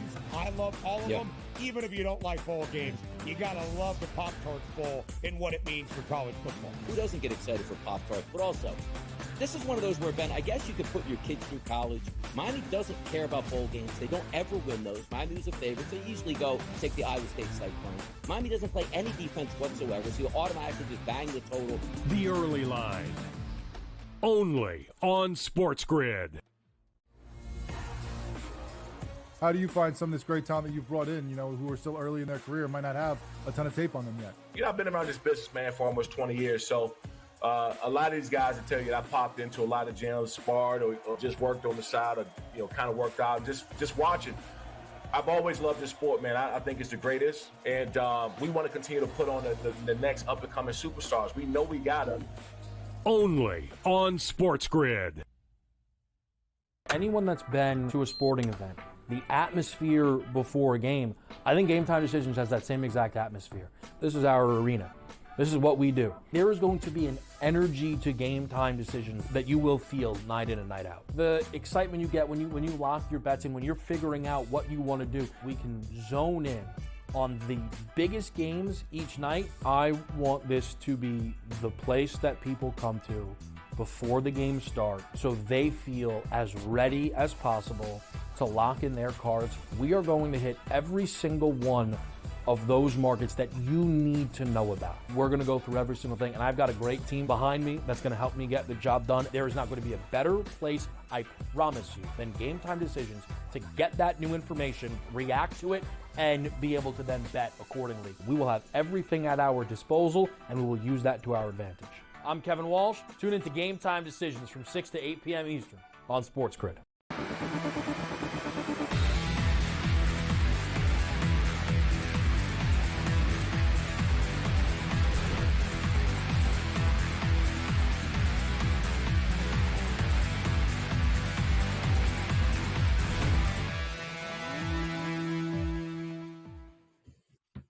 All right, welcome back in-game live game day here on the grid. Scott and Dave for another 35 minutes. So we got Cam Stewart in about 15 minutes. Opposite picks coming up in about 6 minutes. So don't go anywhere. Thanks to our good buddy CBW on Twitter. He retweeted out or tweeted out. We were talking about what it takes to become a New York bestseller, Dave. So New York Times bestseller. You must sell at least 5,000 books in 1 week. That's the minimum. You may need to sell 10,000 copies in 1 week, like I was saying, depending on the list and the different requirements that can get tricky. I guess what type of book it is or something like that. I don't know. So anyway, you must sell between 5,000 and 10,000 copies of your book in 1 week, and all the sales can't come from one entity. In other words, you can't supposedly buy 10,000 all yourself. Otherwise, people would do that, I imagine. But there's different ways around that, right? You just go to different bookstores and schools and just say, I'm willing to donate 1,000 books, and here you go. Here's money for 1,000 of them. So, but that's how it is. I knew it was something like that. 10,000 books basically in 1 week. And it's not anything. You may be the greatest writer in the world, but if you don't sell 10,000, you can sell 9,999 for the next 50 weeks. Sell 1 million copies, but not be a New York Times bestseller because you didn't sell 10,000 in 1 week. How dopey is that? Yeah. You know what else is dopey? Did you do the math? If you got to sell 20,000 books or 10,000 books at $20 a book, and I don't know, I mean, some books are even more expensive, but if we put it at, the WBB Wetzel's Book of Betting, and we make it, $19.99 or $20, we need 200 large to buy up all the books. We got to get out there. We got to start, making hats. We're going to start doing public appearances. We're going to need Vincenzo driving us around the country and doing content all over the place. Like, we're going to have to go on a book tour. I didn't realize it was that much of an investment. That's a big nut to cover. So that's a big nut. You better get on this. Yeah, better get on this. Got to get the podcast. I'll sell them to the podcast crew. They'll take care of it. Okay. There's 100,000 right there. So. Oh, good. Okay. All right. That's good. We'll get those out. That's perfect. All right. All right. Good. So excellent. Between with your show and our show, we got it covered. No problem. All right.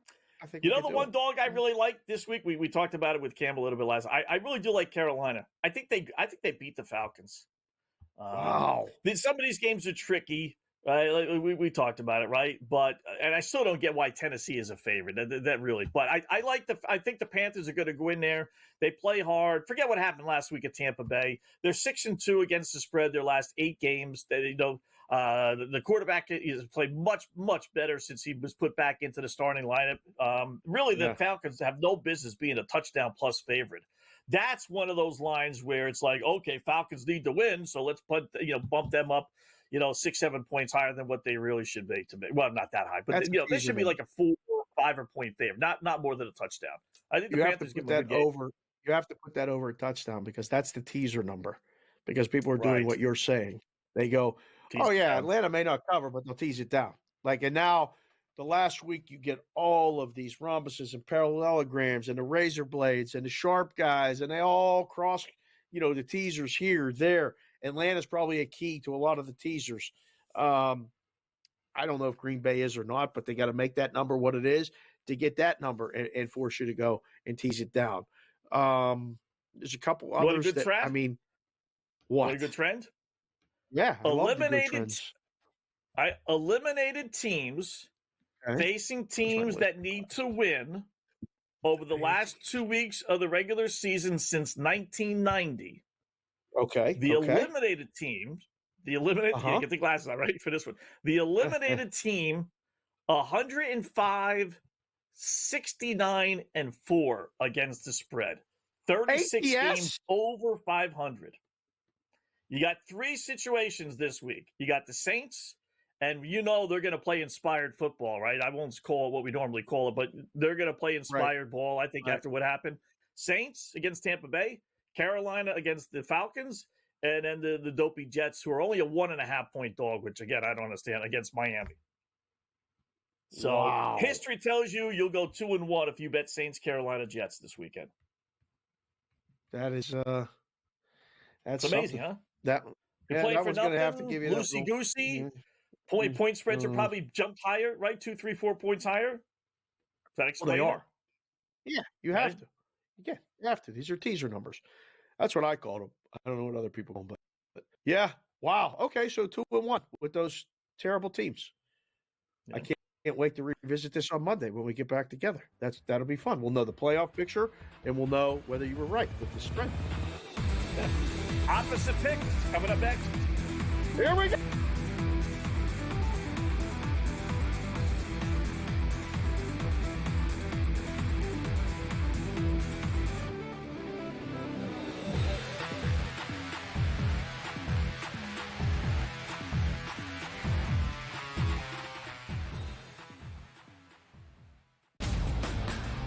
There's a lot of bowl games. I love all of them. Even if you don't like bowl games, you gotta love the Pop-Tarts Bowl and what it means for college football. Who doesn't get excited for Pop-Tarts? But also, this is one of those where, Ben, I guess you could put your kids through college. Miami doesn't care about bowl games. They don't ever win those. Miami's a favorite, so you usually go take the Iowa State Cyclones. Miami doesn't play any defense whatsoever, so you automatically just bang the total. The early line. Only on SportsGrid. How do you find some of this great talent that you've brought in, who are still early in their career, might not have a ton of tape on them yet? I've been around this business, man, for almost 20 years. So a lot of these guys will tell you that I popped into a lot of gyms, sparred, or just worked on the side, or, kind of worked out, just watching. I've always loved this sport, man. I think it's the greatest. And we want to continue to put on the next up-and-coming superstars. We know we got them. Only on SportsGrid. Anyone that's been to a sporting event, the atmosphere before a game, I think Game Time Decisions has that same exact atmosphere. This is our arena. This is what we do. There is going to be an energy to Game Time Decisions that you will feel night in and night out. The excitement you get when you lock your bets and when you're figuring out what you want to do, we can zone in on the biggest games each night. I want this to be the place that people come to before the games start so they feel as ready as possible to lock in their cards. We are going to hit every single one of those markets that you need to know about. We're going to go through every single thing, and I've got a great team behind me that's going to help me get the job done. There is not going to be a better place, I promise you, than Game Time Decisions to get that new information, react to it, and be able to then bet accordingly. We will have everything at our disposal, and we will use that to our advantage. I'm Kevin Walsh. Tune into Game Time Decisions from 6 to 8 p.m. Eastern on SportsGrid.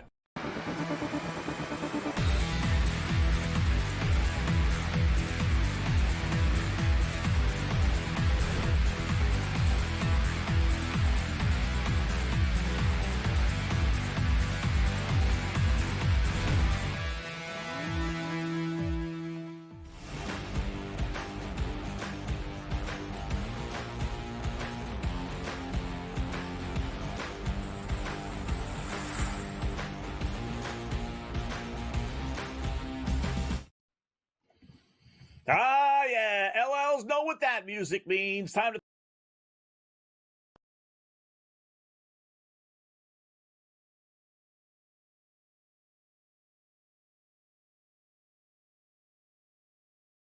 why we like one team and then we go opposite. Why?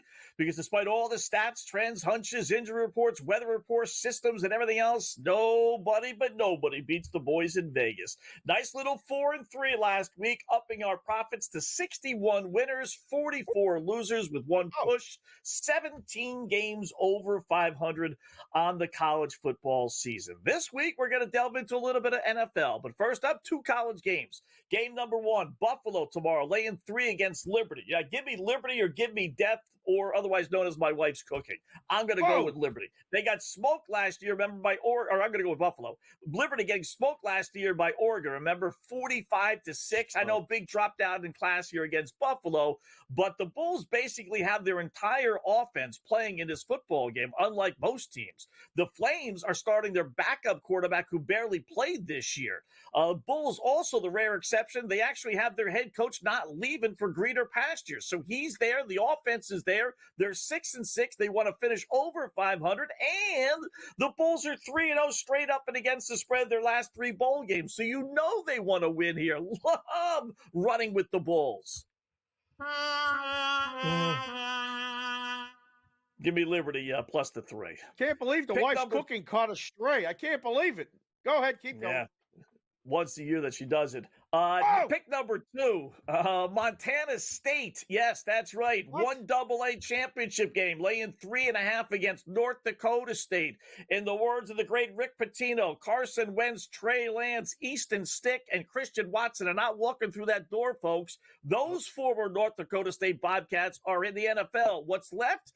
A decent team, but not like the old team that was great. Montana State, on the other hand, they're the best of the would-be 1AA crop. 15-0, winning every game except 2 by double digits. They even have a nice road win at New Mexico, 1A real team. How about that? And they have revenge on their side because they lost to North Dakota State last year in the playoffs. So, and I will tell you, one thing that no one ever takes advantage of, it's one of the best bets you can make with the boys in Vegas. Always, always, always bet on the favorites in these 1AA playoff games. They always win and cover. Right. Love Montana State here laying only 3.5. Right? Give me North Dakota State. Here's a quick aside. I flew back from Arizona for the Fiesta Bowl next to a woman from Billings, Montana. Everybody's got plays. Bobby, the bad guy, told me the Irish were going to win and lose to Penn State. She said, lay the points with Montana State. Easy. Done. There you go. How about that? Pick number 3. Let's go to the NFL. Green Bay laying 10 against the Bears. No. You know what? Circled this game last May when the NFL schedule came out. Why? Because it's Chicago versus Green Bay. It's an automatic play on the Packers, folks. What if the game's in Chicago, Scott? Doesn't matter. What if the game's in cold weather? Doesn't matter. What if the game is outdoors, played on the moon? It doesn't matter, folks. Don't worry about it because the Packers love beating the snot out of the Bears. They're 17-2 straight up. Their last 19 meetings, including 11 in a row. And this game is played on Sunday. So what you say? The Bears have lost their last 20 road games played on Sunday.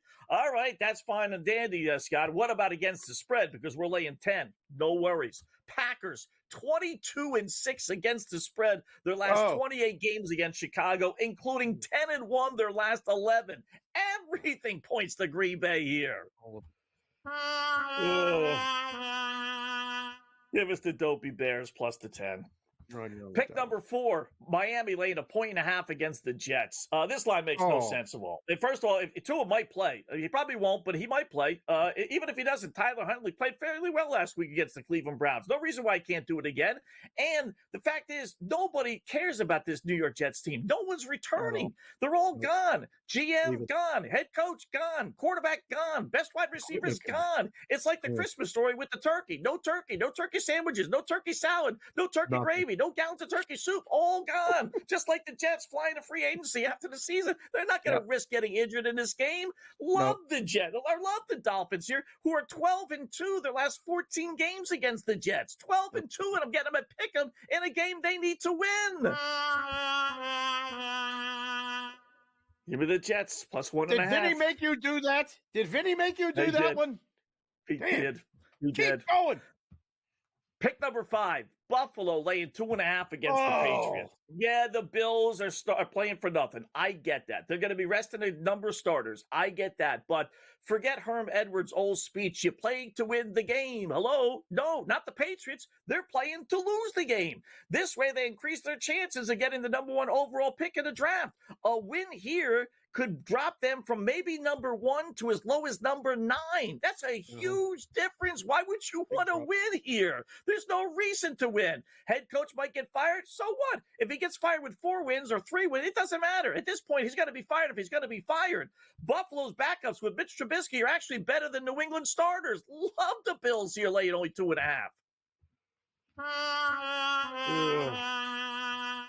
I mean, this Give me can't New get England any worse. plus 2.5. You got all the bad teams. Carolina plus 8 versus Atlanta. Who are the Falcons to be laying 7.5, 8 points to anybody, even at home? Head coach Raheem Morris, God bless him, a Hofstra guy, is a putrid money burning. Your bookie will call you 12-23 against the spread. His last 35 games at home. Carolina's not great. I get that. Forget about last week, though. They're actually playing, as Dave and I talked about, much better football. They're 6-2 against the spread their last 8 games. So I got a club that's better against a failed Atlanta club. I think the Panthers win outright. Love the Panthers here. Boy. Yeah. Give me Atlanta minus the 8. That's ugly. Ugly. Keep going. Pick number 7. You want ugly? Here you go. Houston plus 1.5 against Tennessee. What in the good name of Mr. Vegas is going on around here? Have the boys in Vegas gone bonkers? Are they still on holiday vacation? They're making the biggest waste of human flesh in football uniforms favorites this week, the Tennessee Titans. Do they not realize the Titans have also trying to get the number 1 overall pick because their quarterback stinks? Do they not realize that Houston, may be playing with a backup, but it's either David Mills or Case Keenum at quarterback? That's halfway decent. Again, Houston's backups are better than Tennessee's starters. I would make the Tennessee Titans favorites over the backups of Topeka High, for goodness sakes, let alone a real football team who wants to go into the postseason, right, on a winning note. I mean, you'd have to be the biggest bird brain, butthead, meathead, knucklehead, dope, dork, dunce, schmuck, insane jerk, jackass in the world to put American money on Tennessee as a favorite, who, oh, by the way, have set an NFL record for against the spread futility, 2-14 against the spread. Give me Tennessee minus the 1.5. Opposite picks. Week number, whatever you want to call it, in the college football NFL world. Liberty that was +3. North Dakota State +3.5. Okay. Bears +10. Jets +1.5, Dave. Patriots +2.5. Atlanta laying 8. And it does pain me to say this. Give me Tennessee laying 1.5. Opposite picks. You've done really good work there. You have the Bears, the Jets, the Patriots, and the Titans. All on this, and I mean Liberty, too. This is really. Yes. What do you think you go? 4-3? I think you might have a losing record this week. I think it's 3-4. I think, yeah. I do like I like the real picks. These opposites are going to be tough. They're gonna be real tough. Maybe you get North Dakota State +3.5. Maybe they lose by 3. Jets aren't beating the Dolphins. No one's seen them yet. I think we have a losing record. I think 2-5. And score coming up next.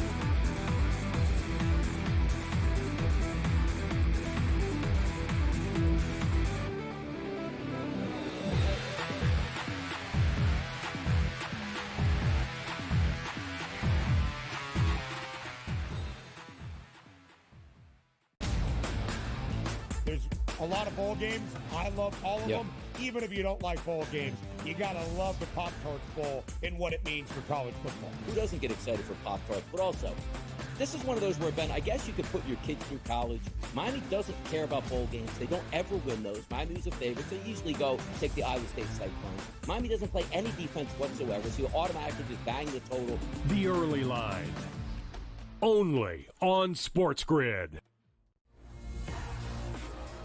How do you find some of this great talent that you've brought in, who are still early in their career, might not have a ton of tape on them yet? I've been around this business, man, for almost 20 years. So a lot of these guys will tell you that I popped into a lot of gyms, sparred, or just worked on the side, or kind of worked out, just watching. I've always loved this sport, man. I think it's the greatest, and we want to continue to put on the next up-and-coming superstars. We know we got them. Only on SportsGrid. Anyone that's been to a sporting event, the atmosphere before a game, I think Game Time Decisions has that same exact atmosphere. This is our arena. This is what we do. There is going to be an energy to Game Time Decisions that you will feel night in and night out. The excitement you get when you lock your bets in, when you're figuring out what you want to do, we can zone in on the biggest games each night. I want this to be the place that people come to before the games start so they feel as ready as possible to lock in their cards. We are going to hit every single one of those markets that you need to know about. We're going to go through every single thing, and I've got a great team behind me that's going to help me get the job done. There is not going to be a better place, I promise you, than Game Time Decisions to get that new information, react to it, and be able to then bet accordingly. We will have everything at our disposal, and we will use that to our advantage. I'm Kevin Walsh. Tune into Game Time Decisions from 6 to 8 p.m. Eastern on SportsGrid.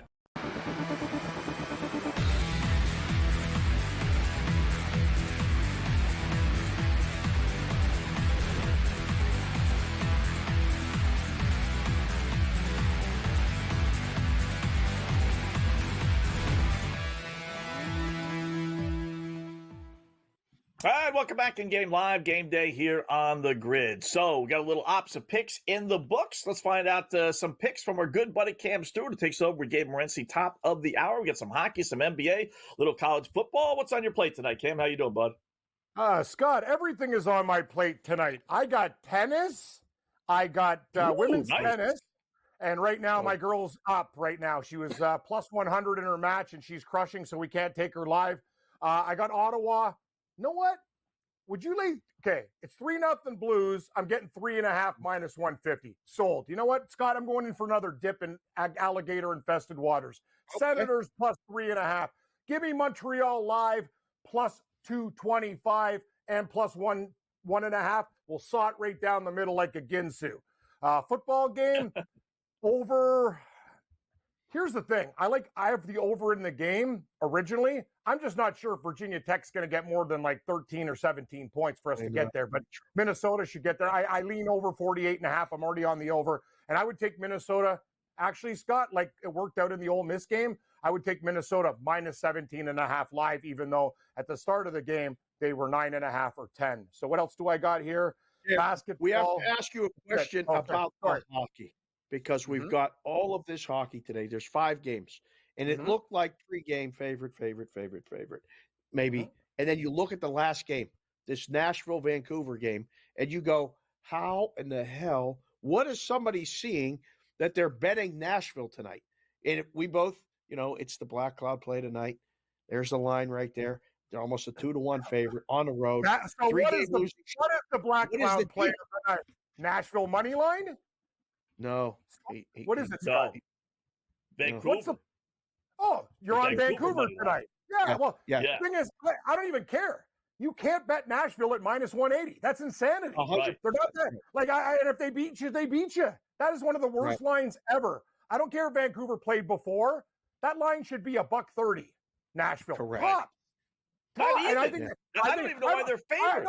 I'm thinking 150. Yeah, Scott, maybe 120 even, because the problem with Vancouver is they got a lot of distress and turmoil within the team. But Nashville hasn't done crap. What have they done? They get all their goals on the power play. They can't play defense, and they used to be a great defensive team. And Saros isn't even playing his best hockey. This team is so overrated in the books. No offense. That's why I talk about San Jose. They're an underrated team. You're getting them at plus 250, and they actually win games. Think I'm going to leave $2 with Nashville? I wouldn't do it with your American money or Dave's chips at the casino. That's just stupid. And hey, and if they beat us, they beat us. But I'm telling you, it'll be a tight game. I'm going to take Vancouver too, Scott. Why not? You know what I mean? I think it's one of those value plays. And you almost hope that, maybe Vancouver scores first and you can get Nashville. But until they turn into a dog, I can't touch them. It's crazy. Cam, are you on that FCS game with North Dakota State and Montana State? You are? What side do you like there, or total? What do you like? I didn't like the fact that Scott's bored. I'm probably liking. I took Montana State. Okay. I think they're a little bit better, Dave. I don't like the number though. The books did a very good job. I think they're going to win between 1 and 3, and the line's 3. I might take them in a money line parlay. NFL, I've told you, Dave. I love your Steelers, but my favorite thing to do with that game is Pittsburgh plus 9.5 over 41. Correct. And I don't care if you guys tell me about 6.5, 7-point teaser. I don't care about 10 cents a piece. I don't care. I want that number at 41 instead of 41.5 or whatever. And we've won a lot of games or pushed a lot of games. I get it. People will go, that's stupid. But, I do things my way, Dave. I take a lot of crazy dogs in sports. And, I got Colin Morikawa live in the golf, and he went absolutely bananas. I think he's tied for the lead right now. So Carver and I got a lot of guys in Hawaii right now in this golf tournament. So things are going well. What else did I want to tell you guys about? So, Scott, on your board, you're betting against Tennessee, but those are the picks that I see what's going on here. So, know what we have to do? Do you have a record? Do you keep track of your opposite picks throughout the season? So, and I'm going to make a prediction. The opposite crap dumpster picks have a better record than what people take. Am I right? Oh, yeah. Yeah. 61 and 44. I rest my case. You guys have a good weekend. You think the guys in the book are sitting there going with these bait lines? That's the thing. And Dave, I know you think I'm crazy. Cam's betting on the San Jose Sharks. Cam's betting. I'll admit, Scott, and I admit when I'm wrong. I was wrong with Tennessee. I took them a lot this year. But when everybody got off Carolina, I'm still taking these guys as dogs, and they're covering and covering and covering and covering and covering. Like, you know what I mean?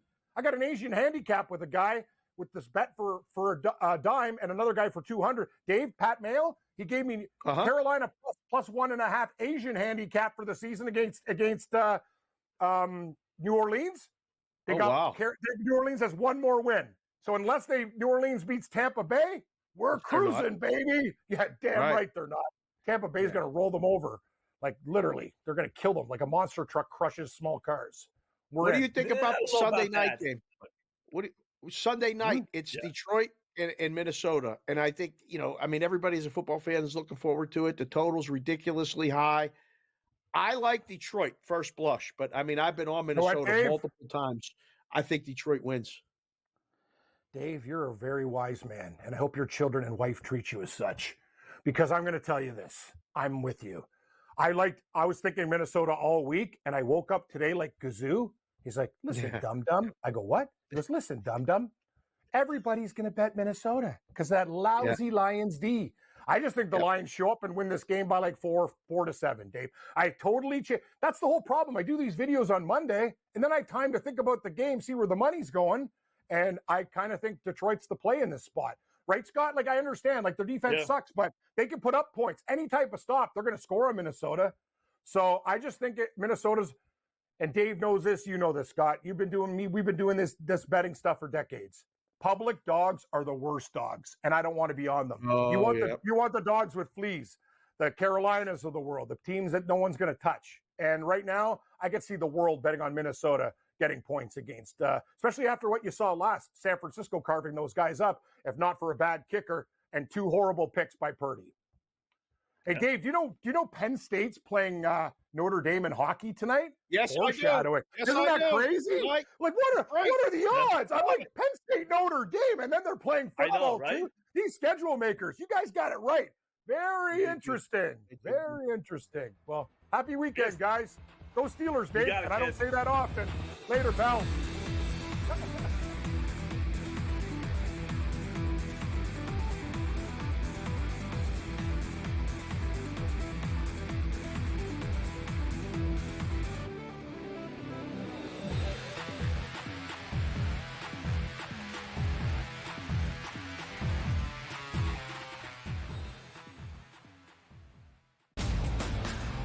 There's a lot of bowl games. I love all of them.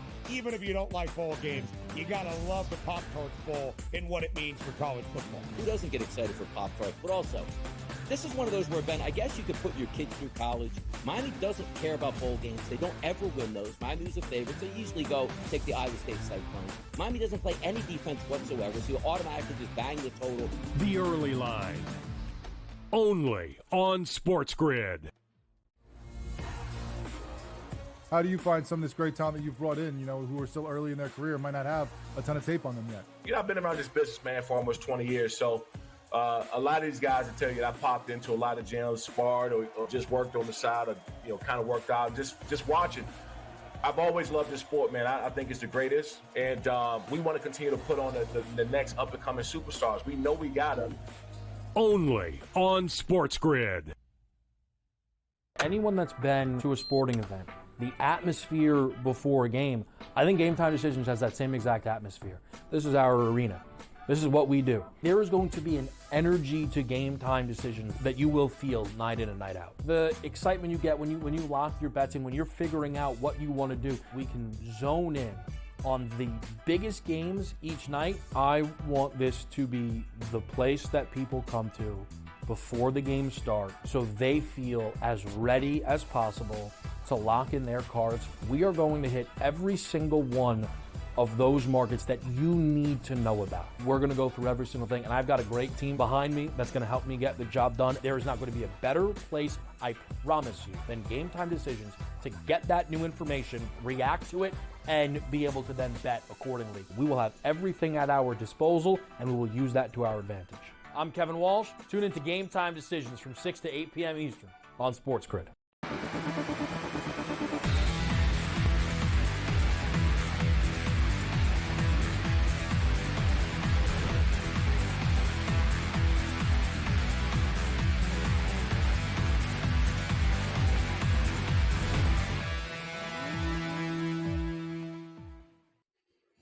welcome back to InGame Live Game Day here on the Grid. Again, thanks to Cam Stewart joining us. InGame top of the hour for the next 3 here on the Grid. Our over-unders in a little bit of trouble with this football game. Boy, it was looking good.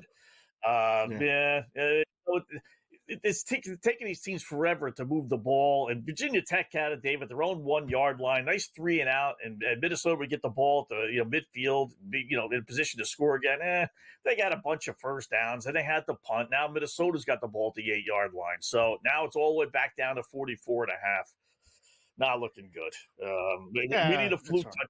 We got a shot. It's only midway through the third, but we need a goofy touchdown. One of those deep. Where's Lane Kiffin when you need him here? So hopefully that'll probably emerge. At a podium. Lane's probably at a podium crying about the SEC. He was doing that earlier how today. Great was that? Talking about How it being great different. was that? I mean, it just it was just one of those things that you just go. Yeah. I can't wait. Cover that hopefully, no matter what.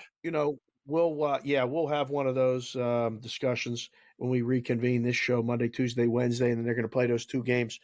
But you're talking about looking not good with the total. I got to shout out my boy. He's in town. I'm going to meet him down at Circa. Meadowlands Rob and his son, Joey Balls. Listen to this run that Joey Balls is on right now, okay? Chicago State plus 290 on the money line and over in the Wagner game, okay? He hit his first spin in roulette for $500. He said, put this on this and hit that. He plays North Texas in game and took 8.5 and they got there, right? So he's on one of those rolls that like you dream about. And so I'm going to go down there and I may, you remember back in the day when you were at the club, and you had that comb in your back pocket and, you were one of the boys and like you caught off, some of the peripherals or the runoff or whatever, like, somebody got to be the lead dog, be the lead guy. Right. And everyone else kind of like, turned into a good night. I think this might be me and Joey Balls' night tonight. I'm going to go down there. I already told the wife. Oh, yeah, the wife and daughters are out painting pottery tonight. They came up with this. They said, what are we doing Friday night? I said, why? What do you want to do? They said, we're going to paint pottery. I said, well, I'm going to go on the show with Wetzel, and then I have to go down and see a guy about a thing at Circa. So that's what I'm doing tonight. What are you doing tonight, Wetzel? You're seeing it. Sitting in front of a TV set, except I'll be watching instead of it being on me. I'll watch the end of this. I don't like these Notre Dame hockey uniforms, I must say. Penn State's not too bad, but it's too goofy. I got the game on the Big Ten Network. Watch the end of the Nick game, leading by 4 now. Here comes OKC. They were down double digits not that long ago. Trying to root on some points here in the Minnesota game and prep really for a 4-hour show tomorrow, 3.5-hour show tomorrow. So nothing, a typical Friday night. I'm dead, basically. You're really, days are going out. You're living it up. Yeah, I mean, listen, it's 2025. You should probably take like a dance class. You and the wife, take a dance class. Hey, get light on your feet a little bit. Yeah. I got to prep. I got a bunch of assignments refereeing. I've been off for a couple of weeks. I got to get back into shape here. I've been eating too much. Schools are all closed. No tournaments, AAU. So I got a bunch coming up next week that hopefully I don't blow out the Achilles. So please don't even say it. We cannot have you blowing out an Achilles. It's coming up on playoffs, NFL playoffs. It's full bore hockey. It's college basketball, full swing, conference basketball. Listen, people are like getting ready to go on vacation. We're getting ready to dive in deeper. Yes. Here, I need you stretching. Stretch in the morning, just 10 minutes. Put on some comforting music, stretch a little bit. You'll be great. No? Yeah. Stretch is not for me. Celtics by 21. Give me a winner Saturday. You're going to lay the 20 on Baltimore? I think I'm going to go over 10.5 points team total Cleveland. I think they get 13 points. I don't. I think they go under. I think they get 3, 7, or 10. That's their number. 3, 7, or 10. Yeah, I don't think they. I think they want to get home and get out of there quick. It's bad weather. It's all of that. I think the Steelers beat the Bengals, and yes, it's nighttime in Pittsburgh behind me. I think they win, which would then make the Chargers game irrelevant. That should be the parlay. Steelers the Raiders. Put that in your back pocket. Right. Just so. Got to go Celtics 3 nights and 4. Didn't bother them to lead by 21. Hawks against the Lakers 3 nights and 4. Want to go against LA tonight? Down to 2.5. Nah, we're going with the Grizzlies. We got to focus on the Grizzlies for the parlay. We need the Grizzlies tonight. Grizzlies in Canucks. Get 'em! There you go. Talk to you tomorrow, folks.